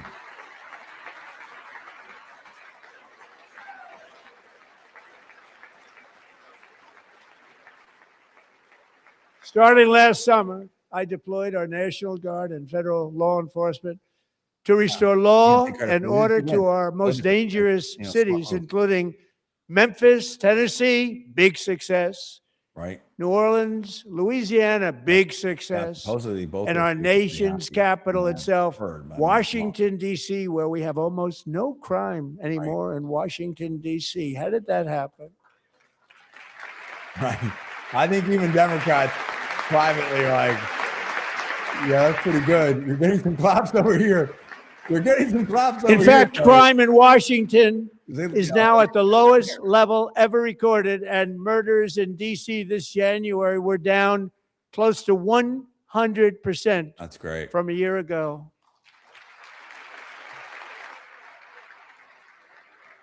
No, that's great. Absolutely. Wow, that's huge. That's huge. Absolutely. That's great. They don't like to hear that. One of the brave service members who helped achieve this stunning turnaround was 20-year-old West Virginia Army National Guard specialist Sarah Beckstrom. Policy in person. After a 4-month deployment, she voluntarily extended her service, and her rank was going to be lifted. She was doing so well. They were so proud of her. But the very next day, she was on patrol near the White House when she was ambushed and shot in the head by a terrorist monster from Afghanistan. Shouldn't have been in our country. Wow, yeah. And all because she wore the uniform of our nation. She was shot. He traveled here because he didn't like people wearing our uniform. He was sick and deranged. Shouldn't have been in our country. Sarah Beckstrom died in order to defend our capital. and we are honored to be joined by her wonderful parents, Gary and Eva Lee. Your daughter was a true American patriot, and she will be greatly missed. She was a great person. I saw reports on her. They've never seen anything like her. Wow. Wow. Wow. Wow. Wow. That's a tough story. Oh, man. Parents. Jeez. God. Poor parents. Really.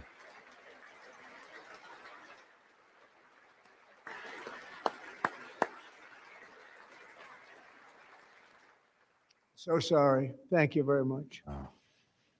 A great young lady. I saw reports that were like, perfect. She was perfect. Serving alongside Sarah that day was Staff Sergeant Andrew Wolf. The terrorist shot Andrew in the head, and no one thought he could possibly make it. The two of them, Sarah and Andrew, both shot violently in the head. Neither was expected to make it.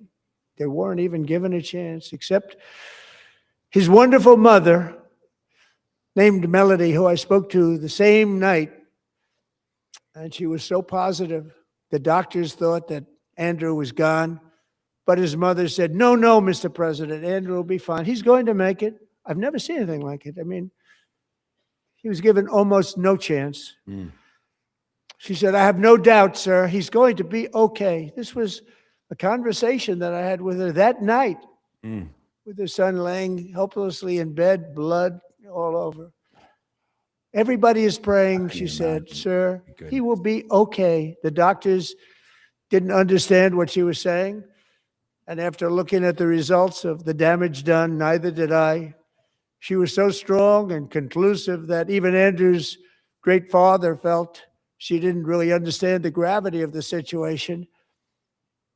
But she turned out to be right. Right, Melody? She turned out to be right. Wow. A lot of people have a lot of things to deal with. I'm telling you. Be kind to people out there. Hug your loved ones. Wow. Look at that. That's your mom right there. Hug your parents. Tell people you love them. You know, life's tough. A lot of people have a lot of stuff to deal with. No joke. Real talk.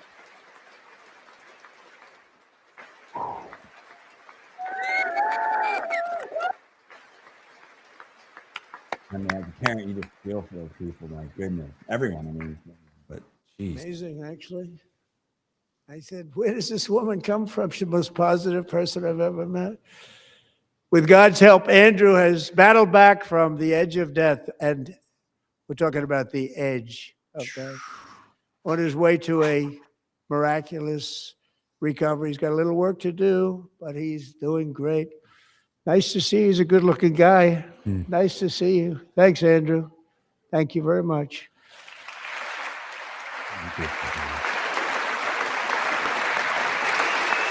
Hey, look at his mom. Mom's loving it. I mean, just, wow, that's a mom, dude. Believed in her kid. And, oh, man.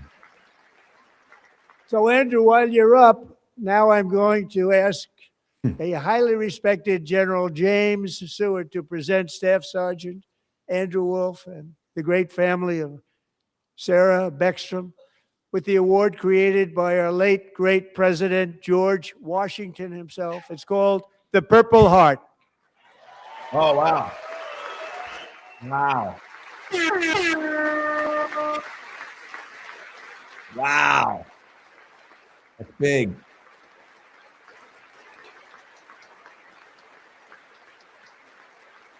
Wow.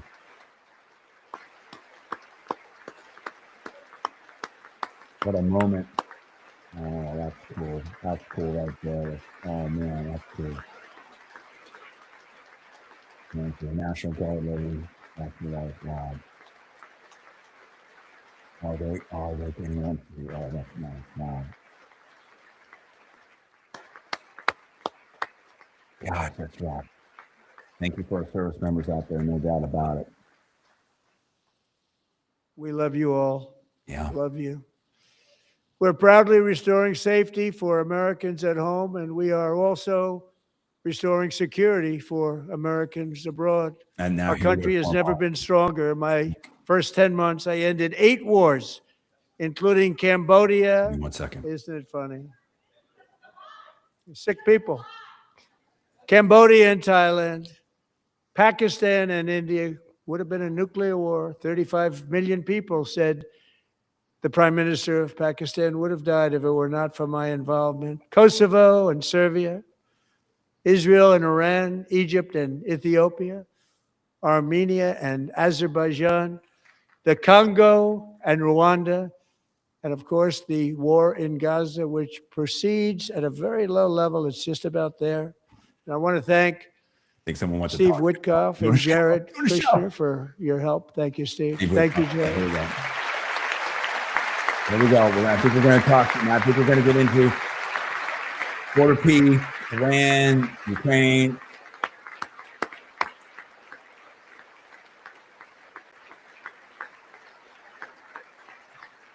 And I also want to thank the man they report to, Secretary of State Marco Rubio. Thank you, Marco. Marco's doing a heck of a job, dude. There's a lot of people that have some questions about that, but he's really good for that role. Honest, and again, you have to think about who could be effective in that role and still push the baggage. Look at Marco. Look at Marco.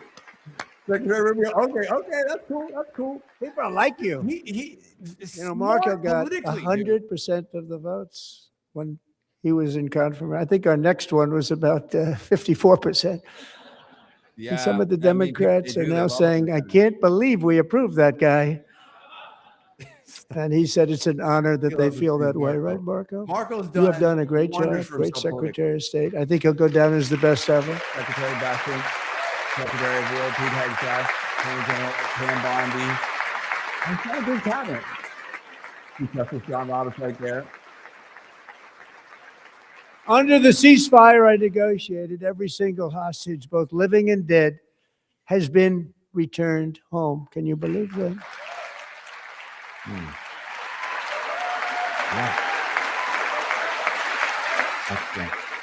That's very important. Extremely important. Nobody thought it was possible. Sorry, I mean, make sure I'm. Nobody I'm thought talking that here. I'm was like doing a show. I'm talking on the phone, doing Both three things. living and dead. And those parents who had a dead son, their boy, they'd always tell me their boy, they wanted him as much as though he were living. That was an amazing period of time. They came back, and when we got all of the living hostages back, and many, many before them, but I always said those last 20 are going to be very tough, but we got many, many more, hundreds. But I said those last 20 are going to be tough. We got them back, but we only got back 14 or 15 of the dead of the 28. And believe it or not, Hamas worked along with Israel, and they dug and they dug and they dug. It's a tough thing to do, going through bodies all over, passing up 100 bodies sometimes for each one that they found. Tough job. Wow. And they finally got it back to 27. And then Steve and Jared, they got it back to 28. They found all 28. Nobody thought that was possible, but we did it. And I remember the family of the 28th. They were so grieved, but they were so happy as it's possible to be. They had their boy back. The mother said, "Sir, we have our boy back." What a period of time that was, but we got them all back. So thank you both very much. Great job. Yeah, very super important. Yeah. Wow.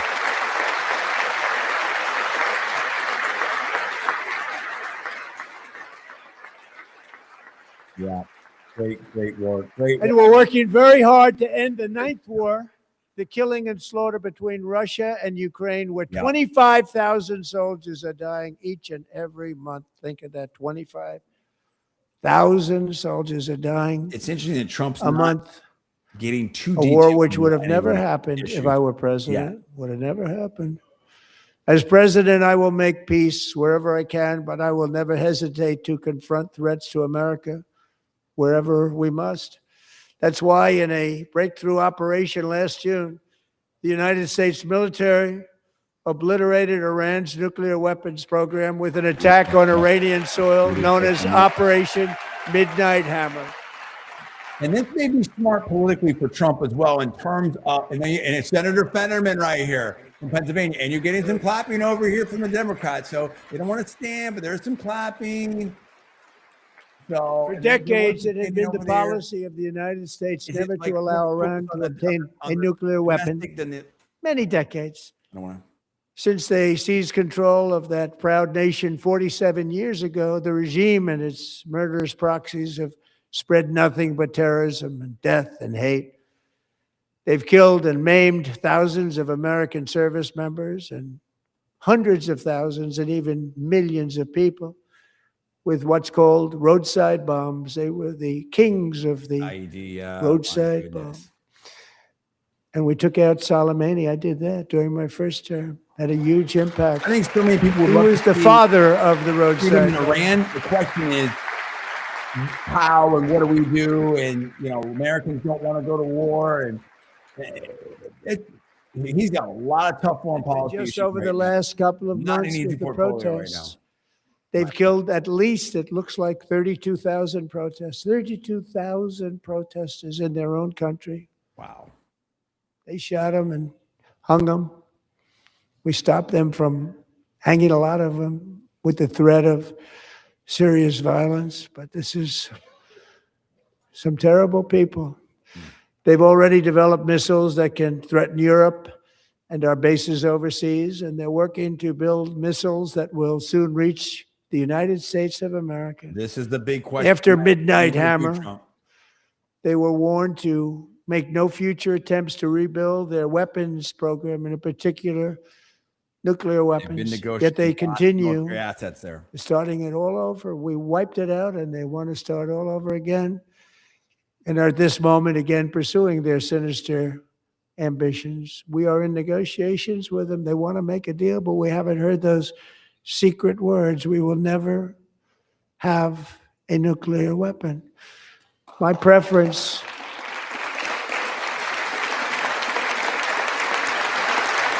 Okay. The Democrats have to get up for that. They're going to get up for that. A bunch of them there. Yeah, Senator Fetterman, a lot of them over there. My preference is to solve this problem through diplomacy.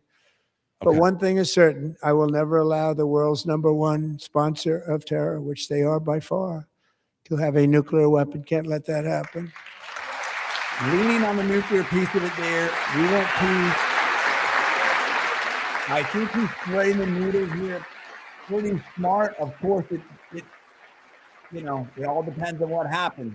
People don't want to know. No nation should ever doubt America's resolve. We have the most powerful military on earth. I rebuilt the military in my first Trump has term. been very smart at threading. We're going to these continue to needles, do so so. to speak, on foreign Also, policy and just to stuff like prove that. the $1 particularly trillion peace and war, budget, we have no believe. choice. We have to be strong. Because hopefully we will seldom have to use sure, this and we'll see. great power that we built together. It's really called peace through strength, and it's been very, very Reagan. effective. Yeah. Smart. I like it. That's smart. Signaling that he wants the peaceful solution. So thanks to We Republicans should really be working with the in coalition, I Congress believe, for and investing more that allies. I don't record know. number of Not that I'm a dollars, politics. have no choice, in the United States Armed Forces. Also creating a lot of jobs, but we're not even doing it for that reason. Because as I said, we have more jobs, more people working today than ever before in the history of our country. And NATO countries are friends and allies. They are. They're our friends and they're our allies. Have just agreed at my very strong request Spend to more. pay 5% of GDP for military defense rather than the 2%, which they weren't paying. We were paying for almost all of NATO. Now they're paying 5 as opposed to not paying 2. Right. No clap there. How do you not clap for that? How do you not clap for that? And getting that 5% was I know you something did which that. everyone said would never be done, could not happen. We got it really easily. One meeting. And big difference between 2% that's not paid. We were paying the freight of many of them. Very few were paid up. Now 5%, then they're paid. Feature. And everything we send over to Ukraine is sent through NATO, and they pay us in full. Ukraine, what's happening there? They pay us totally in full. Every branch of our armed forces is setting records for recruitment. This is so exciting. Yeah. And every service member Secretary War, recently. Pete Hegseth is doing great. He just sent 315. I gotta give him that. That's solid. That's big. I don't know what he weighs, but that's pretty big. And every service member recently received a warrior dividend of $1,776. Money, that's spent. Okay. 1726. Clever. You know, they put it on my desk. We got the money from tariffs and other things. A lot of money we have. We have much more money than people understand. Have to rebuild that program a little bit, but it won't take long. But we got the money, and it was $1,775, and they wanted my approval. And I said, "What's the number?" $1,775. I said, "Wait a minute. For one more dollar, we can have $1,776. It's going to a..." Smart, Brandon. I said, "We're going to figure that." I never asked anybody if we could afford it. One more dollar. I said $1,776. Smart, Brandon. And I said, "That's good." And I'll tell you what, our military, that was 4 months ago, our military, I never see a person in the military that doesn't thank me for it. So we're honored to do it. They deserve it. And we call it 1776. It was great. And we love our military. We love our law enforcement. We love our firemen. You know, the firemen don't get mentioned enough. We love our firemen.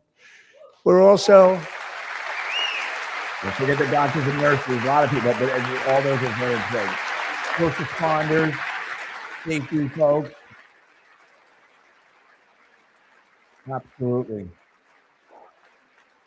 We're also restoring American security and dominance in the Western Hemisphere, acting to secure our national interests and defend our country from violence, drugs, terrorism, and foreign interference. For years, large swaths of territory in our region, including large parts of Mexico, really large parts of the whole Mexico thing, what's going on there. have been controlled by murderous drug cartels. That's why I designated these cartels as foreign terrorist organizations, and I declared illicit fentanyl as a weapon of mass destruction. There was a news thing, I think one of the cartel leaders had some conflict with the Mexican military there. And with our new military campaign, we have stopped record amounts of drugs coming into our country and virtually stopped it completely coming in by water or sea. You probably noticed that. We very seriously damaged their fishing industry also. Nobody wants to go fishing anymore. We've also taken down one of the most sinister cartel kingpins of all. You saw that yesterday. In January,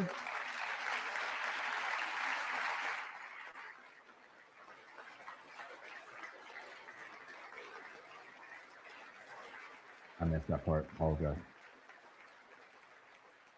In January, elite American warriors carried out one of the most complex, spectacular feats of military competence and power in world history. No one's seen anything like it. Foreign leaders, I won't tell you who, called me and they said, "Very impressive, very good." They couldn't believe, they all watched. They saw what happened.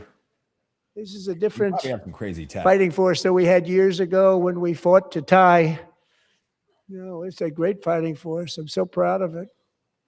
Look at Space Force. Space Force is my baby. Because we did that, my baby is becoming so important. Well, Space Force is going to be the most important eventually. Because we can control everything from space.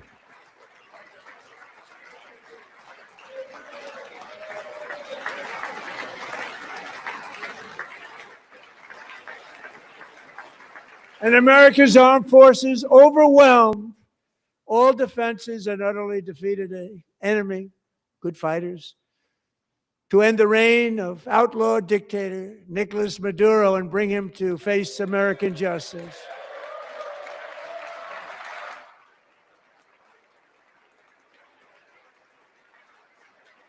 Some Democrats. And this was an absolutely colossal victory for the security of the United States, and it also opens up a bright new beginning for the people of Venezuela. We're working closely with the new president of Venezuela, he's Delcy saying he wants Rodriguez, to unleash have freedom and extraordinary weapon in economic Venezuela. He's gains been for talking about both of our Cuba. countries and to We'll bring see. new hope to those who have suffered so terribly. They really did suffer. And again, With the us tonight is Al and all that. Alejandro Gonzalez. She grew up in a tight-knit Venezuelan family and was especially close to her beloved uncle Enrique. But after Enrique ran for office and opposed Maduro, he was kidnapped by Maduro's security forces and thrown into the regime's really infamous prison in Caracas. Alejandro feared she would never see her uncle again. She feared for her own life also. But since the raid, we have worked with the new leadership, and they have ordered the closure of that vile prison and released hundreds of political prisoners That's already, great. That's good. with more to come. Alejandro, I'm pleased to inform you that not only has your uncle been released, but he is here tonight. We brought him over to that's celebrate his freedom with you in person. Oh, that's awesome. Enrique, please come down. Again, policy and people. Look at that. Wow. Oh my God. That's great. Great moment. Great moment. Great moment. Great moment. That's amazing. Wow.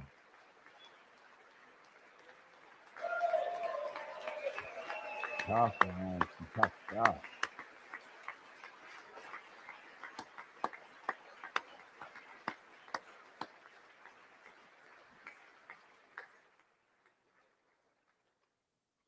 So far, I'm giving this State of the Union kind of a B plus. Enrique, have a good time. You know, Nice to have you back, Enrique. There were many heroes on that January raid to capture Maduro. Really great heroes. It was very dangerous. They knew we were coming. They were all set. But the deeds of one warrior that night will live forever in the eternal chronicles of military valor. uh-oh. Chief Warrant Officer 5, Eric Slover, planned the mission and was the flight lead in the cockpit of the first helicopter. A big, beautiful, powerful helicopter. It was a massive Chinook. Chinook, I was going to say. Carrying, as you can imagine, many American warfighters. Wearing the dog tags, his wife Amy had blessed with holy water before he left. She knew it was going to be a rough one. That's dangerous. Eric steered the Chinook under the cover of night and descended swiftly upon Maduro's heavily protected military fortress. This was a major military installation, protected by thousands of soldiers and guarded by Russian and Chinese military technology. How did that work out? Not too good. Trump. While preparing to land, enemy machine guns fired from every angle. And Eric was hit very badly in the leg and hip. One bullet after another. Oh, God. He absorbed 4 agonizing shots, shredding his leg into numerous pieces. Oh, man. And yet, despite the fact that the use of his legs was vital to successful helicopter flight, legs are the most important part of flying a helicopter, to deliver the many commandos who would capture and detain Maduro was the only thing Eric was thinking about. Then, even as he was gushing blood, which was flowing back down the aisle, helicopter lands at a steep angle. Machine guns stood right in front of him. They were right in front of him, 2 machine gunners who escaped the wrath of the previous planes.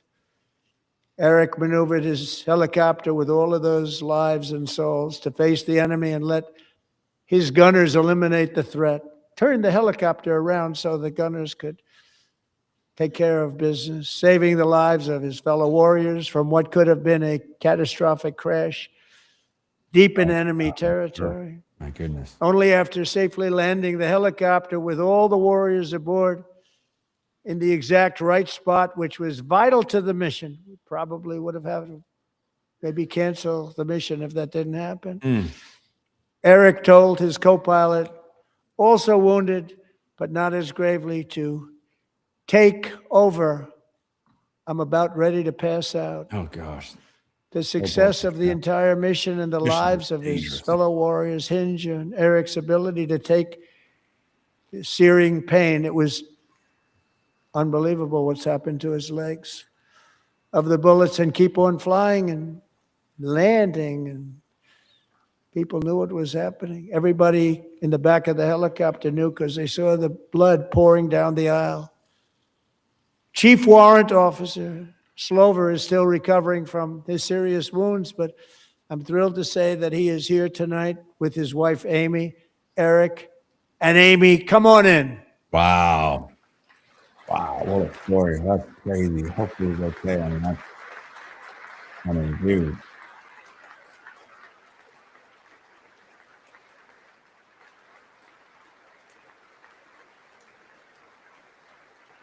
He takes up there, he's looking over there.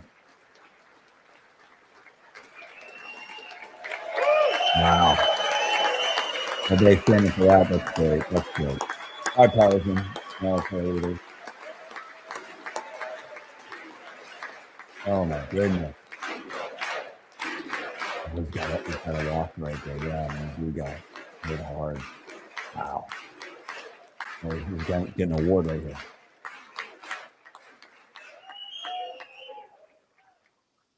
So we have a surprise. Cheers, dude. For Eric and Amy. In recognition of Eric's actions above and beyond the call of duty, I would now like to ask General Jonathan Braga to present Chief Warrant Officer Slover with our nation's highest military award, the Congressional Medal of Honor. Wow. Wow. That's big. That's big. I'm super happy. This guy's like a serious dude. He looks like a serious dude. That's a tier 1 warfighter right there, buddy. Wow, what a story. What a mission. Unbelievable. Emotional. But stoic. Zip it. That's me, man. That's good, man. Wow.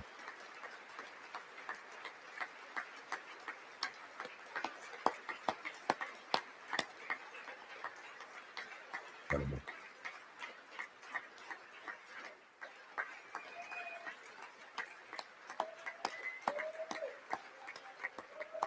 Big moment right there. Big moment.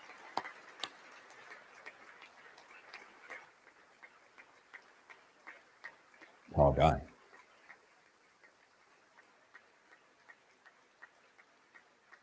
Well, thank you very much, Eric and Amy. Great to get to know you. I met with them and with a lot of their fellow warriors at Fort Bragg recently. You notice the name Fort Bragg, we have it back, we brought it back. We won the First World War with it, the Second World War with it, and then they decided to change the name. So we changed it back. Everybody wanted to change back too. And 10 of Eric's fellow warriors from that incredible night of victory will also be receiving medals at a private ceremony that will soon be held at the White House. Okay, yeah. Eric will be there. Yeah, a lot of them are special forces. You know, they don't want to be public and stuff like that. So that's why now maybe Eric is because of the injuries. Maybe he's retiring. I don't know. I'm just speculating, guessing. That dude looks like he's like 6'2", 6'3", 230, 240. Don't know. He's got to watch. He got hit 4 times. Like, poof. Thank you, Eric. I'm just speculating. That's a big one. Idea. Not let you anything. Tonight we've celebrated many truly extraordinary American patriots, but there is one last living legend to honor before we go. Oh, that's the gentleman. Yes. He is one more heroic American aviator, Navy fighter pilot. Royce Williams served in World War II, Wow. Korea, Vietnam, flying more than 220 missions. Jeez. In the skies over Korea in 1952, Royce was in the dogfight of a lifetime, legendary dogfight. When they first did the jets. Flying through blizzard conditions, his squadron was ambushed by 7 Soviet fighter planes. It was his first aerial combat of the war, and despite being massively outnumbered and outgunned, Royce led the takedown of 4 enemy jets and almost destroyed the others, vanquishing his adversaries while taking 263 bullets to his own plane and being seriously hurt. Jeez. His story was secret for over 50 years. He didn't even want to tell his wife, but the legend grew and grew. But tonight, at 100 years old, Oh my this God. brave Good for him. Navy captain is finally getting the recognition he deserves. He was a legend long before this evening. Royce, please stand up, and I will ask the First Lady of the United States to present Captain Royce Williams with his Congressional Medal of Honor. Oh, good for him. Look at that. What a champ. Looking great. Melania. Wow, 100 years old. Good. Look good for him. 100 years young right there, huh? Look at this guy. Looking great in his uniform, doing his whole thing. What a champ. Wow. Mr. Van, Barron Trump, Melania Trump. What a hero. Wow. 100 years old. Incredible moment. Everybody's on their feet. Fantastic.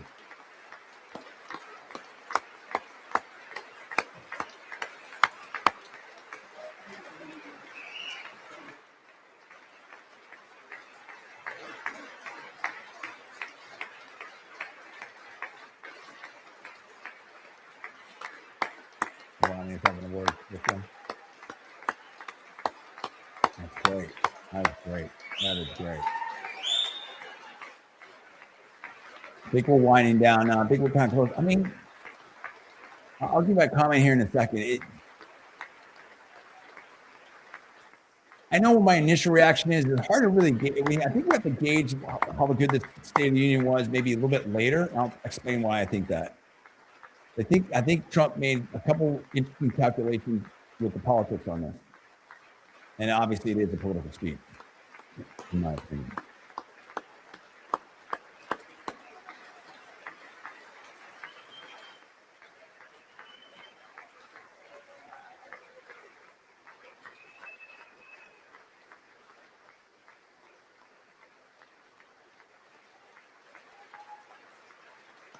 Excellent.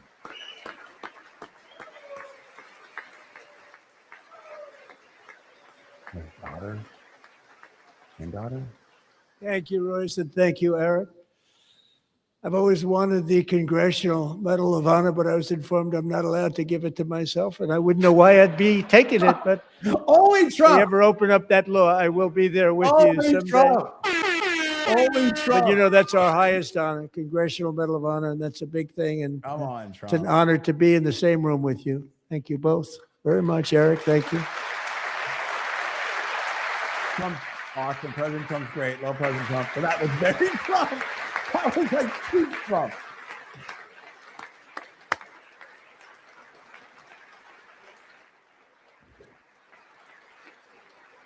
Can't give yourself Thank an you. award player. Come on, man. 250 years is a long time in the life of a nation, Sure. but in another sense, it's really a mere moment in the eye of history. Right. Two of the gentlemen we met in the gallery this evening took their first breaths 1 century ago, 100 years before that, on July 4th, 1826, the author of the Declaration of Independence, brilliant, Thomas Jefferson, drew his last breath. Right. Just a single long human lifespan separates the giants who declared and won our independence from the heroes who stand among us tonight.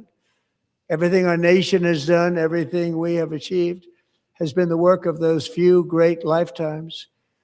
In those brief chapters, Americans built this nation from 13 humble colonies into the pinnacle of human civilization and human freedom, the strongest, wealthiest, most powerful, most successful nation in all of history. Americans ventured out across the daunting and dangerous continent. We carved paths through an unforgiving wilderness, settled a boundless frontier, and tamed the beautiful but very, very dangerous Wild West. From empty marshes and wide open plains, we raised up the world's greatest cities. Together, we mastered the world's mightiest industries and shattered history's monstrous tyrannies. and we liberated millions from the chains of fascism, communism, oppression, and terror. Americans lifted humanity into the skies on the wings of aluminum and steel, and then we launched mankind into the stars on rockets powered by sheer American will and unyielding American pride. We wired the globe with our ingenuity. We captivated the planet with American culture. And now we are pioneering the next great American breakthroughs that will change the entire world. All of this and so much more is the enduring legacy, unmatched glory of the hardworking patriots who built and defended this country and who still carry the hopes and freedoms on all of humanity's backs. For years, they were forgotten, betrayed, and cast aside. But that great betrayal is over, and they will never be forgotten again. The forgotten. Because when the world needs courage, daring, vision, and inspiration, it is still turning to America. And when God needs a nation to work his miracles, he knows exactly who to ask. There is no challenge Americans cannot overcome, no frontier too vast for us to conquer, no dream too bold for us to chase, no horizon too distant for us to claim. For our destiny is written by the hand of providence, and these first 250 years were just the beginning. From the rugged border towns of Texas to the heartland villages of Michigan, from the sun-kissed shores of Florida to the endless fields of the Dakotas, and from the historic streets of Philadelphia to right here in our nation's capital, Washington, D.C., the golden age of America is upon us. The revolution that began in 1776 has not ended. It still continues because the flame of liberty and independence still burns in the heart of every American patriot. And our future will be bigger, better, brighter, bolder, and more glorious than ever before. Thank you, God bless you, and God bless America.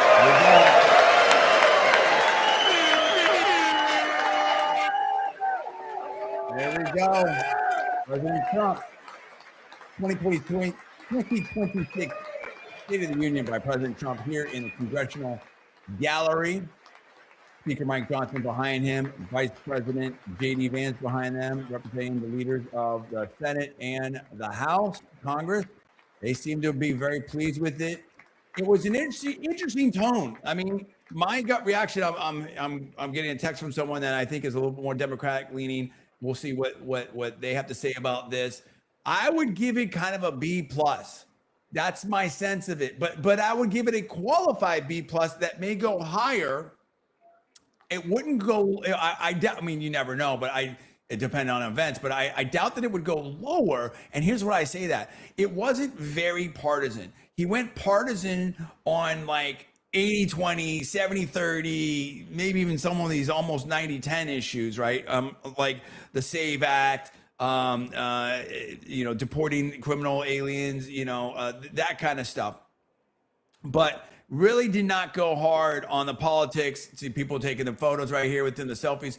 Did not go hard on the partisanship. Did not go after the Supreme Court. Went after affordability. Went after domestic stuff first. There's his cabinet right there. Attorney General Bondi, Secretary of War Hegseth there, Senator Tim Scott right there. So I think it really wasn't a very let's see here. Okay. One second. That was another thing. I'll call him later. I'm talking State of the Union, but I really feel like it was smart to not be partisan. He pushed off foreign policy to the end. I think it was in positioning and in subtle cues in policy and people. I think he was signaling, I'm thinking about the average American. I'm thinking about, we're putting reality to these policies. We've accomplished a lot of things, but we're still accomplishing things. He was like saying that we're still focused on immigration. It's going to take a while to change all these things. Now, he was saying that it's peace through strength. He wants peace, but still signaling that he may do some other things out there. So, foreign policy wise, so I think he hit the notes really right, but it wasn't the kind of speech where you walk away and the base is thinking like, wow, that's incredible, or you're really fired up. And I didn't think he totally hit it out of the park. On the other hand, and this is why I think it could go up, it is the kind of speech where he didn't really offend anybody other than, like, again, those issues where I felt like he really had the political high ground, if you will, in terms of at least where the polling is with like the SAVE Act, insider trading with the congressional stuff, those kinds of things. So I think that he recognizes that we're in a spot here where there's very close margins. The political landscape has been a little bit scrambled, if you will. And so he's not looking to, politics, like broadcasting, is a game of addition, not subtraction. So I don't think he did himself any harm going forward. I think this was a very smart and safe speech, and I think it was good. And I mean, I really think it was. I think it was good. I think he did a good job. I don't think it was a home run, but it could be a home run for what he needed to do, if that makes sense, right? Double down on the policies that brought him there. Highlight the Maha people. Highlight how they're doing a great job. Highlight the border. Iran, he kind of thread the needle on a little bit, saying, look, hostages are really important. He went on that. He talked about Ukraine. He talked about Iran, and Iran can't have a nuclear weapon. And he's been on that. I mean, that's been his policy, for a long time. But saying peace through strength, and we want peace, and I've gotten peace in all these other types of things, but he didn't last too long on it. And that's probably smart, because things can change all the time. It's a complex issue. Let's deal with that later. But he kind of gave everyone on almost all sides something to take away from that without getting himself mired in that. But again, the proof's going to be in the pudding. So I think I'm comfortable with the B+ on this with upside, but I think it was very smart and intelligent that he didn't get too partisan on it. But when he did go partisan, he went hard on the issues that are polling very, very strongly for him, in my opinion. Let me stop sharing that screen and let me go full screen here. So I think in that way, he did very, very well. It was, again, a safe speech, and I think that he understands what he needs to do. So I don't think he's fully engaged in where he needs to be to capture that base and expand, but I think he does know that he needs to expand, and then he's going to have to get out there and really keep the performance up. I don't mean political performance, of course, yes, obviously, but in terms of delivering for the American people there. So I'm encouraged by this. I think this is good. I think he did a good job. I'm not saying it's a home run. It's not a home run to me, but it could be a home run for what he needed to do, as I'm saying again. So at this point, I'm a little bit repeating myself, but I think that makes sense in there. So I'm saying a B+ with upside, but I like the bipartisan tone with adherence to the policies that he needed, that have taken him to this point so far, and that the base really wants. But I think there's recognition that we've got some challenges here. We've got some hard issues here, and I think that he's dealt with the affordability thing, and he dealt with responsiveness of government officials to the people, and we saw that with, again, insider trading, congressional stuff, SAVE Act. Highlighting the people, no tax on tip, no tax. I don't want to go through the whole litany here, but it was really like policy and people, policy and people, policy and people. So showing what that does for people, and that he's listening there. What we don't know is the war question and the Iran question, and I guess TBD. But you know what? I think, and he was highlighting, the people that are doing a good job. He did not go after the Supreme Court. I think he did a great job. I might even be able to talk myself or be talked into an A- here, but I think it's a B+. Because at the end of the day, it's what feeling do you walk away from? Like the old saying, people don't care what you say, they care how you make you feel. What feeling do you have walking away from this? I'm like, oh, okay, pretty good. better than average, with upside again. But I think that he has to find ways to really deliver, get the economy in shape, try to limit the foreign engagements that could have downside. Obviously, keep pushing the good trade deals, keep pushing, allies, things where we can make some improvements, right? And maybe even tackle. And it's going to be dicey. How do you, if you, let's say that you want improvements in some of these tough foreign policy issues, it's not easy. There is risk, there is difficulty there. So there's, some of these things have been going on for a long time. So it's not like that's going to be easy. So anyway, that's what I have to say about that. I think overall, very good speech with potential upside. And I do think that the administration has heard, and I think the political people and the White House response was very rapid, very quick. Their team is good. So I'm encouraged. I don't think we're there yet, but I'm encouraged. But I'd like to see what you have to say about that. I do have to make a phone call. I got to get out of there. I got to see my wife and kid before bedtime and all that. It's a late night here. Thank you. It was great to listen to President Trump and the State of the Union. Thank you for watching, whether it's now or later. My name is John D. Villarreal. Thanks so much for watching. I will see you next time. Have a great evening.